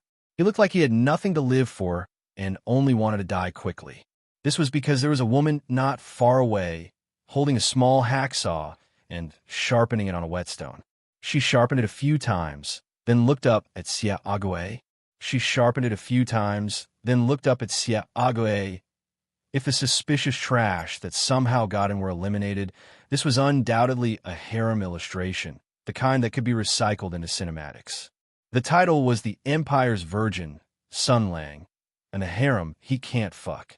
Zhao Yunlong was sharpening the saw, preparing for a possible testicle sawing. When he saw Sun Lang come out, he showed a big smile on his face and quickly jumped over. How did it go? Lu Shujin also turned her head. Although she did not say anything, she stared at Sun Lang, as if waiting for him to speak. Sun Lang ignored Master Lu's gaze and said seriously, Kong Zhongwu, you are a smart man. You know how to adapt to the situation and fully implemented the idea of leniency for those who confess. You saw the big picture and considered the big picture. You provided very valuable information. However, since you have just turned over a new leaf, you will not be able to change your mind in a short time. So, I still have some reservations. Don't worry, the organization is very tolerant. He smiled at Xia Agui, who was suspended in the air. Friend, you've waited for a long time. It's your turn now. Next, I'll ask you what Kong Zhongwu told me. If you answer incorrectly, I'll cut off a centimeter. Do you want to roar? No. Xia Agui protested loudly in his heart. But even if he had 10 times the courage, he would not dare to say it out loud. Moreover, according to Sun Lang's nature of a fake democracy, but a real dictatorship, asking whether he would roar or not was just a formality. Who would care what you were thinking? As Sun Lang waved his hand, Zhao Yunlong had already run over and picked up the pitchfork. Following Sun Lang, they carried Xia Agui into the cellar. A moment later, they brought out Kong Zhongwu, whose face was in a mess. When Lu Shujin saw Kong Zhongwu, the killing intent and anger of the Sun Ran appeared on her face. After Kong Zhongwu came out, he also saw Lu Shujin. He seemed to know the eldest daughter of the Lu family. Although he could not move, he still sighed slightly and bowed to Master Lu. Perhaps it was to apologize, or perhaps it was to apologize. Lu Shujin snorted coldly and turned her head away without saying a word. He Xiandang was a snake demon and did not have human cognition. Sima Ping had been working with Sun Lang and Zhao Yunlong all this time. She already knew that these two bastards could pierce through the sky when they went crazy. As for Lu Shujin, Master Lu said that her being tortured by this crazy duo was already a problem left behind by history. Therefore, they all stared blankly as Zhao Yunlong carried Kong Zhongwu to the foot of the wall and stabbed the pitchfork back in the ground, letting him feel the gentle breeze of nature. On the other hand, after doing all this, Zhao Yunlong suddenly exclaimed in surprise. He looked at Lu Shujin and asked with a serious expression, "Did I misunderstand Sun Lang's meaning? Did he want me to fork them out or stab them out?" As he said this, he turned his gaze back to the pitchfork. The difference of one word was different. This meant that he should use the front end or the back end of the pitchfork. Sima Ping and Lu Shujin did not understand at first, but they followed Zhao Yunlong's gaze. After a moment, their expressions froze and turned their heads to the side with an expression that said, "I don't want to talk to you. Go away." At this moment, the door to the courtyard was pushed open and fourth sister-in-law Dan walked out. She looked up and saw Kong Zhongwu, who was suspended in the air, swaying with the wind with a messy face. She first let out a cry, then her face flushed red, as if she wanted to laugh but was too embarrassed to laugh. Although they were nominally teammates in a small group, they were not very familiar with each other. Kong Zhongwu gave her the impression that he was an old-fashioned and stubborn martial artist, insisting on some strange rules. In short, he was a guy with a lot of rules. But now, he was actually hanging on a pitchfork like this. Kong Zhongwu silently turned his head to the side and whispered, Don't make fun of me." Dan's sister-in-law almost burst out laughing. She hurriedly covered her mouth with her sleeve and lowered her head. Her face was flushed red. She was really an honest and well-behaved woman. She was not good at interacting with people. She was introverted and reserved. She would never make fun of others.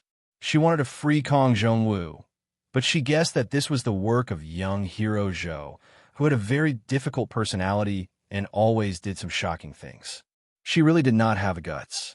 But she could not bear to see Kong Zhongwu swaying in the wind. While she was in a dilemma, Lu Shujin saw her embarrassment and spoke up to help her out. "Don't worry about it. Let him hang there for a few days first." Hearing this voice, Kong Zhongwu's face showed a complicated expression. He whispered, "Miss Lu, shut up." Lu Shujin's face instantly became gloomy. Her eyes were like knives, cutting Kong Zhongwu's body. "You still have the face to talk to me. I'm ashamed," Kong Zhongwu said calmly. "I caused the decline of the Lu family, so it's only right that Miss Lu hates me. After all, in this world, besides reason, there's also love. Miss Lu was born in the 100 Herb Garden, and she's a relative of the clan. Blood is thicker than water. Once it collapsed, it's only natural that she would eat me alive." Lu Shujin was so angry that she laughed. "Human nature? You mean you caused the decline of the Lu family because of reason? I don't dare." Kong Zhongwu closed his eyes and said lightly, "It's just that things change. Things have no master, and the strong will occupy them. This is the law of nature." When Lu Shujin heard this, she seemed to know what Kong Zhongwu wanted to say. Her expression suddenly changed. However, after hearing this, Zhao Yunlong's expression changed. He glanced at Kong Zhongwu, seeming to think of something, but he remained silent. Kong Zhongwu continued, "Back then, the Lu family prospered because of several generations of business. After 100 years of accumulation, they had thousands of acres of fertile land and huge amounts of wealth. They had powerful backers in the bureaucracy and claws in the marketplace. That's why they had such a large foundation. The Lu family's descendants ran amok here. They lent money and collected land, forced people to buy and sell, bullied the good people, and squeezed them dry of their blood and sweat. The common people were angry but did not dare to speak up. This is the power of the strong. The common people of the marketplace, with several families, old and young, had to rush about every day to make a living. They worked hard for their entire lives in exchange for a small piece of land. They planted a few acres of land, paid taxes, and collected grain just to make ends meet. The money that they worked hard for most of their lives was used to send off the elderly and build a family for their children. Heaven and earth were their furnaces. They were pitiful people who came to this world to suffer hardships for their entire lives. They were born and died with nothing. Second Master Kong opened his eyes and looked at Lu Shuren. He said indifferently, "And you were born to live high above the clouds, without any worries about life or death. The money that the commoners worked hard to earn all their lives can't be exchanged for the slightest bit of luxurious clothing and food. Where did the money that they worked so hard to earn go? Most of it went into your pockets. Money, goods, land, housing, status. Where did all this come from? Was it because you were virtuous and were bestowed by the heavens? Was it because you worked hard and earned it with your own hands? Wrong. It was your fourth uncle who racked his brains and tricked good people. It was your cousin who raised dogs and stole by trickery. Your brothers, your fathers, and your ancestors. You were just a group of well-dressed beasts who exploited the hard work and sweat of hard-working people for their entire lives. But you called yourselves gentlemen who loved money and took it in a proper way. This so-called taking it in a proper way was nothing more than the law of the jungle, oppression, and plundering. It was like a wolf king enjoying the tribute of a pack of wolves, like an ant queen waiting to be fed by a colony of ants. You are all beasts. Of course, so am I. Kong Zhongwu looked at Lu Shujin and said lightly, "But if a beast had its cave, property, and spouse taken away by an even more vicious beast because its claws and teeth were inferior, would you turn around and accuse the other party of being unjust? It's perfectly justified for Miss Lu to seek revenge on me. I'll accept my death calmly. If you want to accuse me of being cruel, tyrannical, and cold-blooded, then you're really shameless." Lu Shujin flew into a rage. She jumped down from the winter-sweet tree and slashed furiously with her palm. The wind from her palm was as sharp as a knife and whistled toward Kong Zhongwu. In her fury, her attack was even more ruthless. Even if Kong Zhongwu was in his best condition, he would have to temporarily avoid this attack, let alone now that he was hanging from the pitchfork. How could he dodge?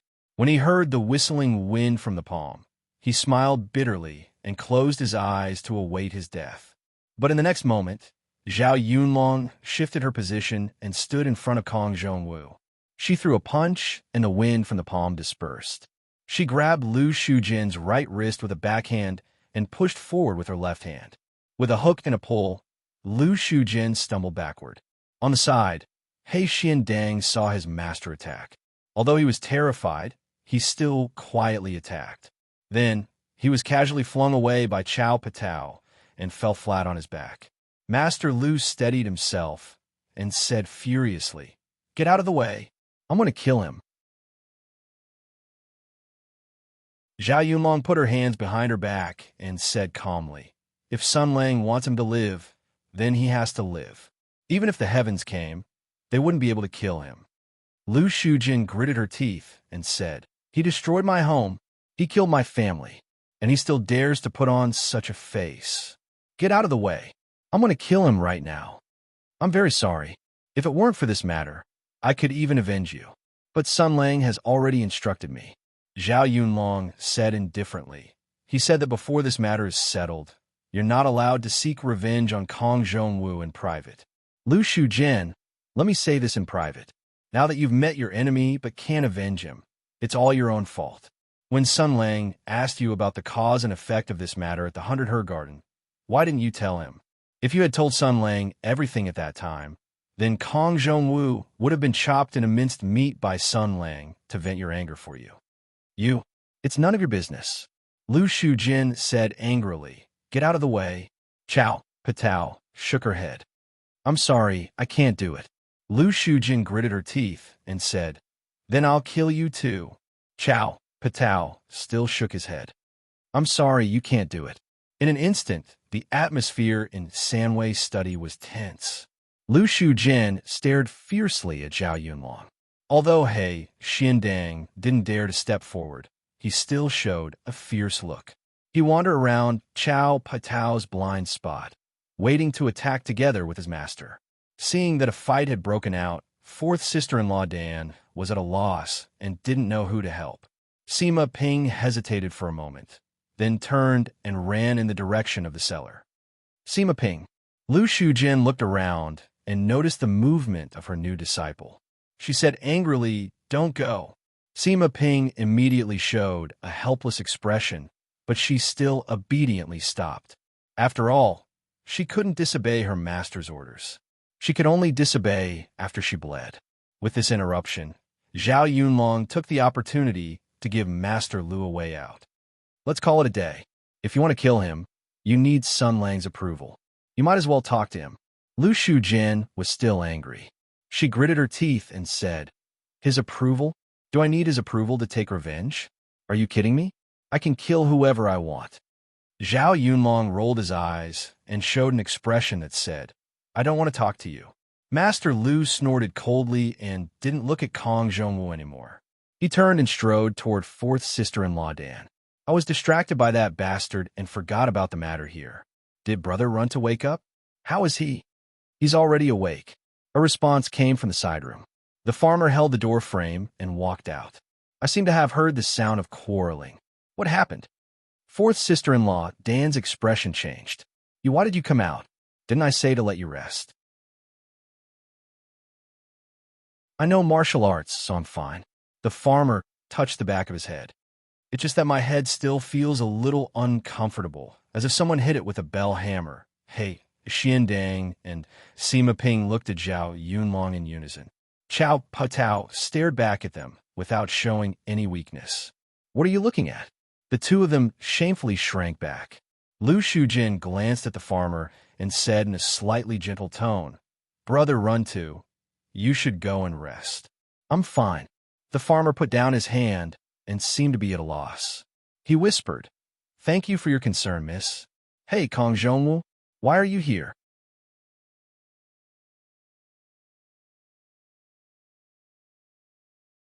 Chapter 273. I won't get in the way. The farmer put down his hand and seemed to be at a loss. He whispered, "Thank you for your concern, miss. Kong Zhongwu, why are you here?"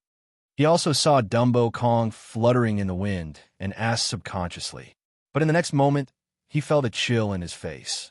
Even with the farmer's dull temperament, he knew something was wrong. Sure enough, Lu Shujin's face had become as cold as frost. Her eyes were dim and disappointed. She looked at the farmer and said calmly, "You really know him?" The farmer opened his mouth and wanted to say something, but stopped. Finally, he slowly nodded, "Yes." Lu Shujin took a deep breath and suppressed the trembling in her voice. "Do you know what he did?"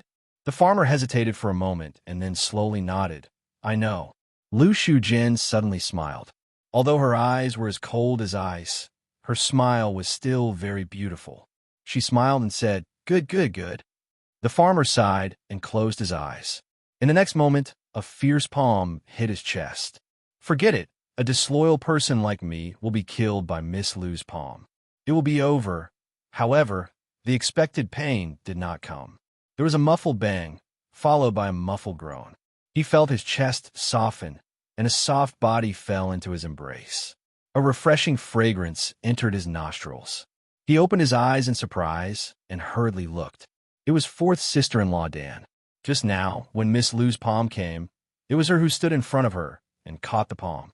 But fourth sister-in-law Shan was not good at palm techniques, and her skill was inferior to the opponent's, so she could not resist and staggered into the farmer's arms. Although the little widow felt a burst of suffocation in her chest, Lu Shuren's angry palm made her feel suffocated and nauseous, but the vigorous man's breath behind her still made the little woman, who knew her place, turn pale with fright.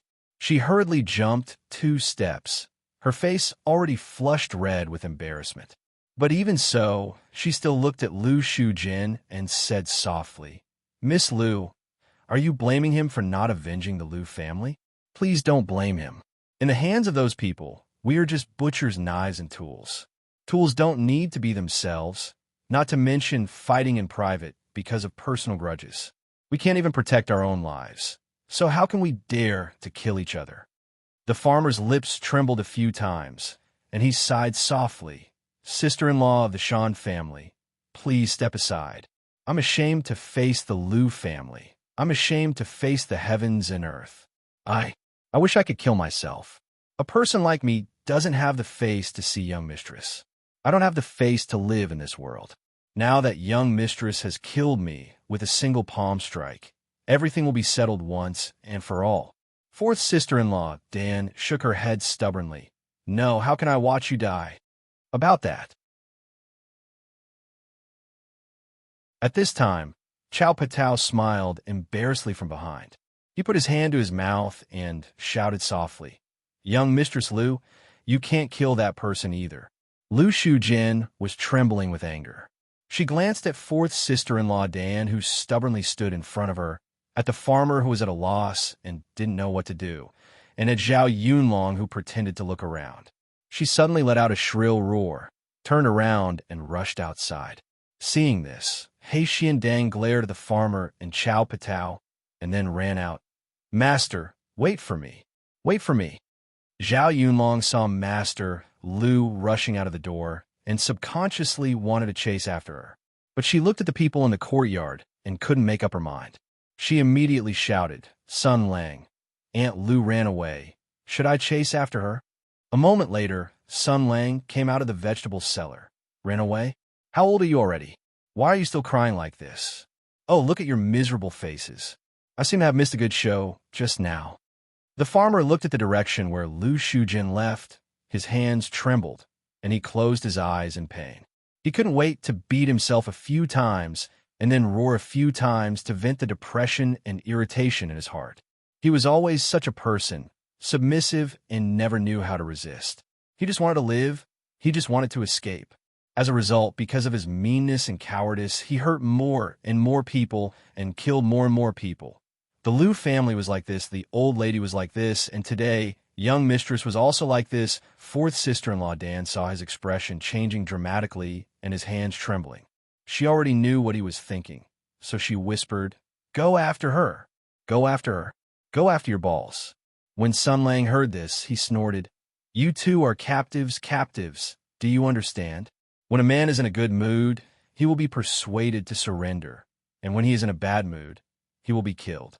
When a woman is in a bad mood, she will be persuaded to surrender, and when she wants to be a tyrant, she will be thrown into a brothel. You still want to go after her? Who do you think you are? What do you want to do? I hate people like you who take advantage of people's perilous state the most. So, it's better for people like me, who see women as dung, to go after her. Sun Lang thought for a moment and nodded. At this time, Aunt Lu is obviously feeling betrayed and isolated.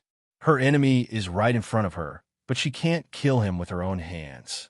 Her weak heart needs to be comforted, her personal plot needs to be triggered, and her lowered favorability needs to be made up. Chow Patao, you stay here and look after the house. If any of these ugly melons and dates want to make trouble, cut the man's cock and pinch the woman's breast.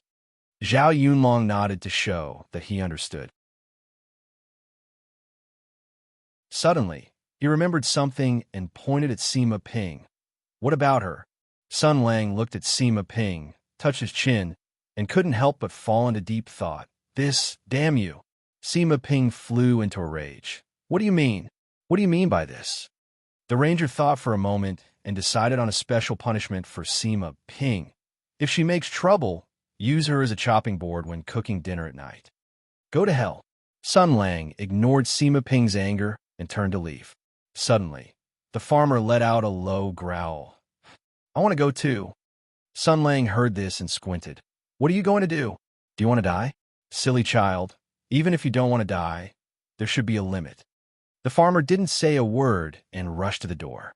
Sun Lang shrugged and suddenly appeared behind the farmer. He held his shoulder and said, Be good, brother. I once learned some face reading from a Taoist priest called by Shui. Your face is not good. You need to sit down and rest. Don't go out. Don't be impulsive. Only with a calm mind can you resolve it. Otherwise, you will be at a disadvantage. Don't say that I didn't warn you. At this time, the farmer was inspired by an inexplicable courage. He wanted to see Miss Sima and beg for her forgiveness or punishment. Even if God stopped him, he couldn't care less. He let out a low growl and raised his elbow to hit the back. Sun Lang casually slapped the heavy elbow to the side. He raised his left hand and gave the farmer a big slap. In an instant, the farmer's mind seemed to have opened up a market of flowers and birds. All kinds of birds were chirping and chirping. There were rice chickens, horned chickens, partridges, bluebacks, and even Jean Fanio. He saw stars, and after spinning around a few times in a daze, he fell to the ground and lost consciousness. I told you to be calm and not be impulsive. Otherwise, you will be at a disadvantage. This person has no memory and refuses to listen to others. Sun Lang rolled his eyes at the farmer lying on the ground. He shook his hand and stared at fourth sister-in-law Dan. What are you looking at? Do you want to do eye exercises? The young widow screamed and stepped back. She shook her head like a rattledrum. She could summon up the courage to confront Lu Shujin, but the terrible man in front of her was far beyond the limit of her courage. She didn't even dare to approach him, let alone protect the farmer. Sun Lang curled his lips and snorted. He was about to go out and chase after Aunt Lu. But at this time, there's a noise of footsteps outside, followed by a knock on the door. Excuse me, is young hero Zhou in? This old man, is he Chun Lai? I came with fourth Master Zhao. I have something to ask. Is it convenient for you? Sun Lang opened his mouth and said, Oh, it's Master Heat and Master Zhao. I'm sorry, it's not convenient today. I'm having sex. Hey, damn it. These two evil landlords didn't come earlier or later. Why do they come at this time? What a coincidence. Obviously, in a simple feudal society, the word sex didn't have many extended meanings. The two landlords didn't know how vulgar this word was. They thought that Sun Lang was just fooling around, but they couldn't get angry. They could only suppress their anger and said with a smile, Sex?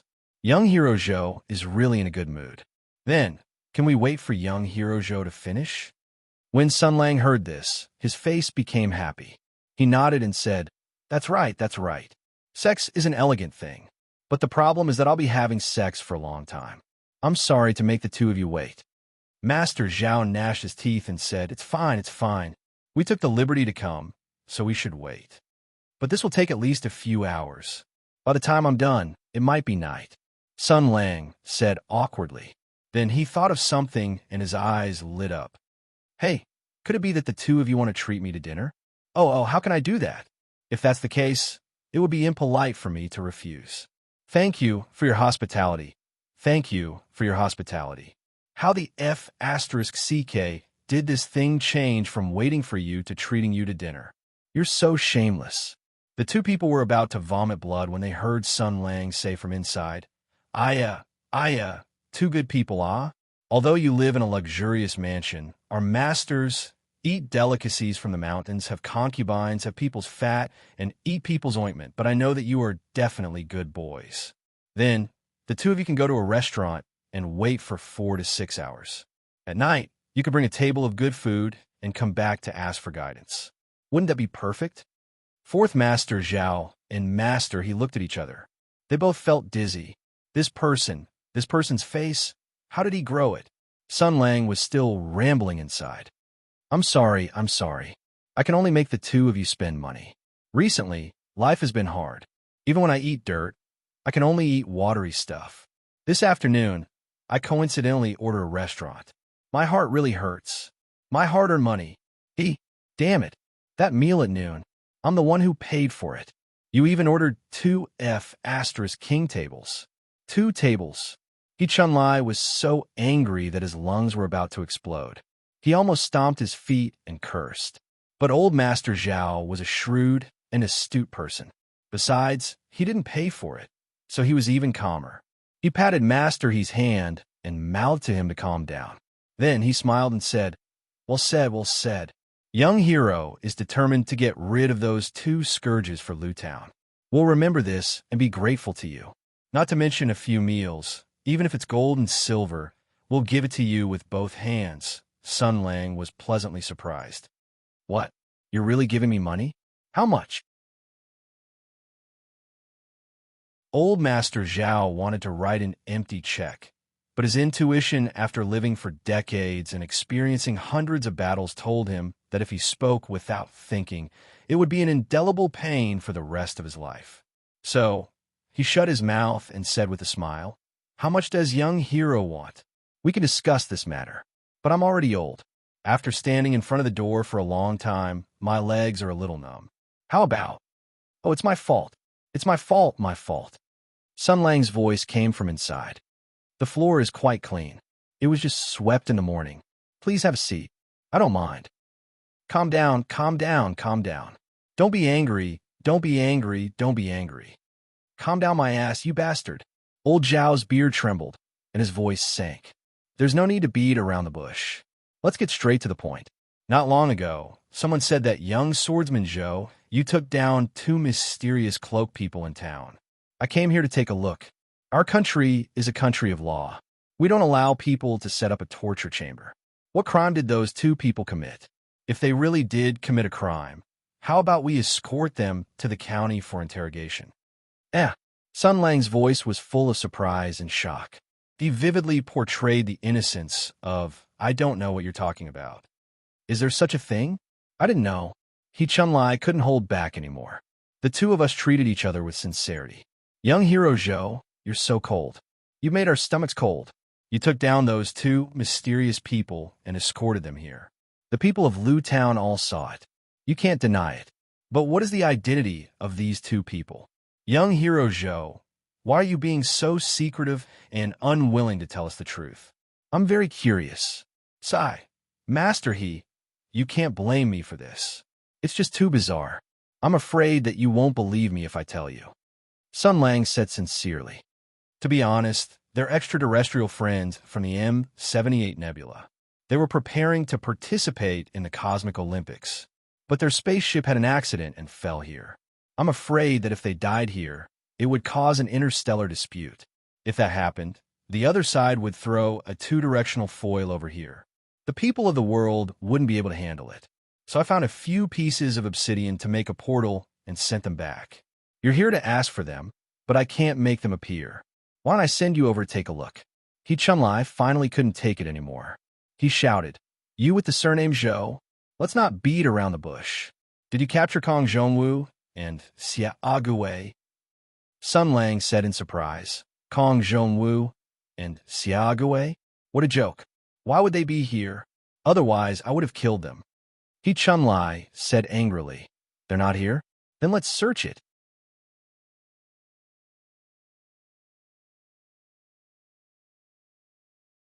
Chapter 274.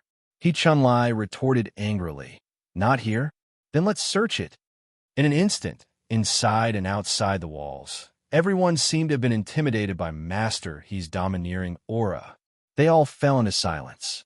Even 4th Master Zhao looked at He Chunlai with a shocked expression. Did this guy look like Satan?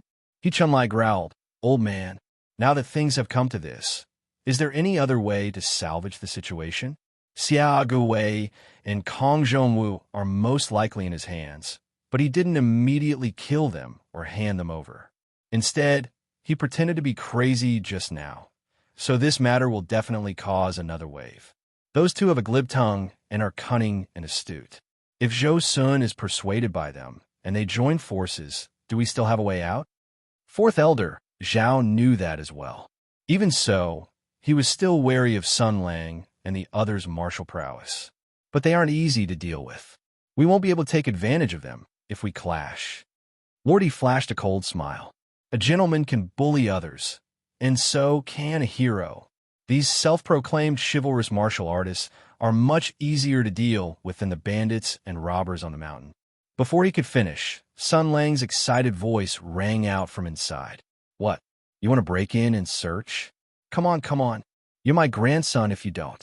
Your father's shotgun is already ready. This is a free country, a beacon of democracy, the great Hutu Empire. This is my private territory, and the Empire's laws give me the right to kill you idiots. If you dare to come in, I'll use this Remington to blast you to smithereens. His voice was filled with anticipation and excitement, and it seemed that he did not take Lord He's threat to heart at all. Thus, the 2 local squires, Lord He and Patriarch Zhao, had a taste of young hero Zhou's crazy way of thinking and his skin that was thicker than a city wall. Then, they directly faced his unreasonable verbal bombardment. Yuhi, how many days has it been since you were hung upside down in the front hall of the Kong residence? Have you forgotten? That old crooked tree is still behind Dumbo Kong's house. watching you every day. This was the greatest shame of He Chunlai's life. Hearing this, He Chunlai flew into a rage, wishing he could turn into a child and rush in to unzip his pants. But old Master Zhao was, after all, more shrewd, and he was not the one being scolded, so he was a bit calmer. He still had some illusions about Sun Lang, so he said loudly, "Young hero Zhou, why are you so angry? I have something to say." "Shut up, shameless old thief. How dare a broken-back dog bark in front of me? Go back and pluck the dust." Sun Lang's arrogant voice rang out. "Listen up, you two. I'm going to beep. Your beep. What do you want? Don't piss me off. I'm not to be trifled with either. I've already hammered the cannons." The totem was also inserted. The Huberian's cooldown was also over. "Beating you guys up is like child's play." Good. Old Master Zhao said angrily. "You want to rely on your superior martial arts to run amok and bully the good, but you've made a wrong calculation. I hope you won't regret it in the future. Goodbye." He and He Chunlai looked at each other, and a trace of fierceness flashed in their eyes at the same time. Then they immediately turned and left. Just as well. Originally, he had pretended to be polite with this Zhou Sun in order to use him to deal with Xia Ague, and at the same time, use him to evade the investigation of the government. Now that he was mixed up with Xia Ague, he had no value to be used. Today, he would catch them all in one fell swoop and get rid of all the worries in his heart. Old Master Zhao's thoughts turned, and he had already made up his mind. He waved his hand, and a capable guard who had been following beside him came forward. He whispered, "Go, send people to guard this Sanwei study, and keep a close eye on it. If there's any movement, quickly report it to me." He turned to look at He Chunlai, cupped his hands, and said, "Master you want to deal with Kong Zhongwu, and I want to kill Xia Ague. We have a common enemy, and this time, we have to work together. Although I live in Wuzhuang, I have many relatives and old friends in Lu Town. I have to visit them one by one, and persuade them to cooperate with me. As for you, Mr. Old Master," he said seriously, "you are a prominent family in Lu Town, and you have prestige and reputation. Not long ago, you suffered losses from Kong Zhongwu. The thoughts of those unruly and untouchable people are ridiculous. Kong Zhongwu is a bad person, and you have been persecuted by Kong Zhongwu, so you must be a good person." He Chunlai frowned. It seemed to make sense, but why did it sound a little wrong? Old Master Zhao also felt that he had said something wrong, and quickly covered it up. "Of course, you are indeed a good person, so they will definitely be willing to listen to you. So, brother, please go to the arena and lead those stupid people to say that Zhou Sun has colluded with Kong Zhongwu and Xia Age, the two thieves, and provoke them to attack Sanwei Study House." Speaking of this, he sneered and said, "Next, we will watch the show. This self-proclaimed chivalrous hero who wants to enforce justice on behalf of heaven. When faced with the anger of the people he wants to protect, what will he do? When these ignorant and stupid people target their anger at him, how will he deal with it? Will he draw his sword angrily, or will he run away quietly? No, this is not enough." He Chunlai pondered for a moment and waved his hand to instruct his attendant. "Take a fast horse and bring my message to the county. Quickly go to the county and ask for an audience with the Grandmaster. Inform him about the incident of Li Zheng's death. Also, tell him that the culprit has been identified and is resisting stubbornly. Ask him to quickly send reinforcements and prepare to issue an arrest warrant." When old Master Zhao heard this, his eyes lit up. He clicked his tongue and said, "Master, good method." He Chunlai said gloomily, "This kind of so-called chivalrous hero thinks that he is virtuous and noble, and when he sees that he has to settle things, although he looks incomparably glorious, he is still restrained by two sides. First, the people that he is determined to protect. Second, the power of the imperial court. You must know that under the imperial power, everyone is like a dog. For a martial artist, no matter how strong his martial arts are, what does it count for? If you want to take care of this Zhou Sun, you need to work on both sides." Fourth Zhao stroked his beard and nodded. These so-called chivalrous heroes just don't understand that in this world, It needs people with brains to rule. No matter how strong his martial arts are, he will still fall into our hands. He Chunlai imagined the pitiful appearance of the self-proclaimed Zhou Sun in the future. His mood was very good, and he could not help but laugh loudly. Fourth Zhao Master saw that he was laughing happily and asked, "What are you laughing at?" He Chunlai smiled wholeheartedly and said, "I am laughing at this rash youth surnamed Zhou. His brain is not very bright, and he actually let us go for nothing. He is really stupid. If he chased after us at this time and attacked us with his martial arts, how could we resist? We would definitely suffer a big loss." Old Zhao Master thought for a while, and also revealed a smile. Indeed, but before he finished speaking, a puzzled expression appeared on his face. He tilted his head to listen. There seemed to be some sound. Master Yi's face had already changed greatly. In order to prevent the world from being destroyed, in order to protect the world's peace, to carry out love and true evil, the cute and charming master is coming. The two people turned their heads in shock and saw the sun setting in the west. Sun Lang was riding on a horse, rushing over like a hurricane. He raised a gun and fired into the sky, loudly roaring, "I may be late, but I will never be absent. Little bitches, my big gun is already unable to endure the thirst. Oh. He Chunlai only wanted to tear his own mouth. Seeing Sun Lang coming over menacingly, he knew that the situation was not good. He hissed, block him. Let's go first." Before he finished speaking, Sun Lang had already rushed into the crowd, like a hidden knife sneaking into the enemy's mind, punching and kicking, rampaging. Old Zhao Master and the He family's guards were not a match for him, and all of them were sent flying. Shout, "I will be back for me," and then turn into a shooting star. Master He was in the prime of his life, and his legs were nimble. Seeing that the situation was not good, he wanted to leave first, but Sun Lang caught up with him in a few steps, grabbed him, and knocked him to the ground with a punch. "You are not worthy of the surname Zhao." He Chunlai was hit until he saw stars. Seeing Sun Lang clenching his fist and wanting to hit him again, he was so scared that he trembled. He pointed at old Zhao Master who wanted to run and shouted, "My surname is not Zhao. My surname is He. His surname is Zhao." Just as he finished speaking, Sun Lang punched him again. "You dare not to be surnamed Zhao. I gave you face, but you don't want it. You deserve to be hit." Seeing that the situation was not good, old Zhao Master who wanted to escape quickly was not spared. He was tripped by Sun Lang. "Old bastard. Donkey tendon. Feudal landlords, like you have to take responsibility in Jianglai. Don't you understand?" Seeing that the two squires were about to lose their lives under the iron fists of the criminal, there were faint sounds of people in the distance.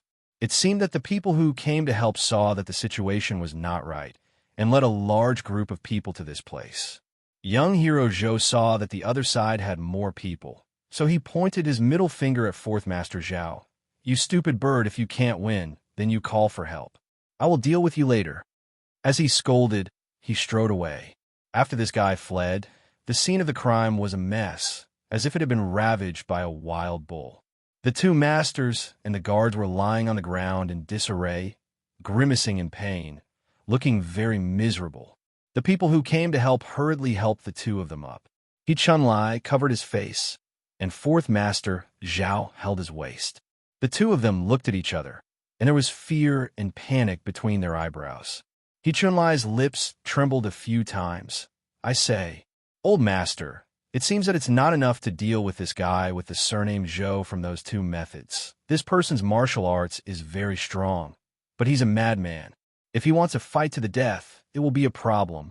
Old Zhao Master nodded, and a fierce look appeared on his face. "A great man must be ruthless. Since we can't deal with him, then let's invite some people who can." He Chunlai was stunned for a moment, and then his expression became unnatural. "You mean, last time, we invited them to deal with Xie Ague and Kong Yiji, but they refused. This time, they should do something." Old Zhao Master felt the waves of pain on his body, and he remembered Sun Lang's hateful face. The last trace of fear and pain in his heart was thrown away. He growled, "Go find the 5 Savages gang." You're tuning in to the Warrior Lore YouTube channel. Don't forget to subscribe and join us on this journey to catch the most captivating stories.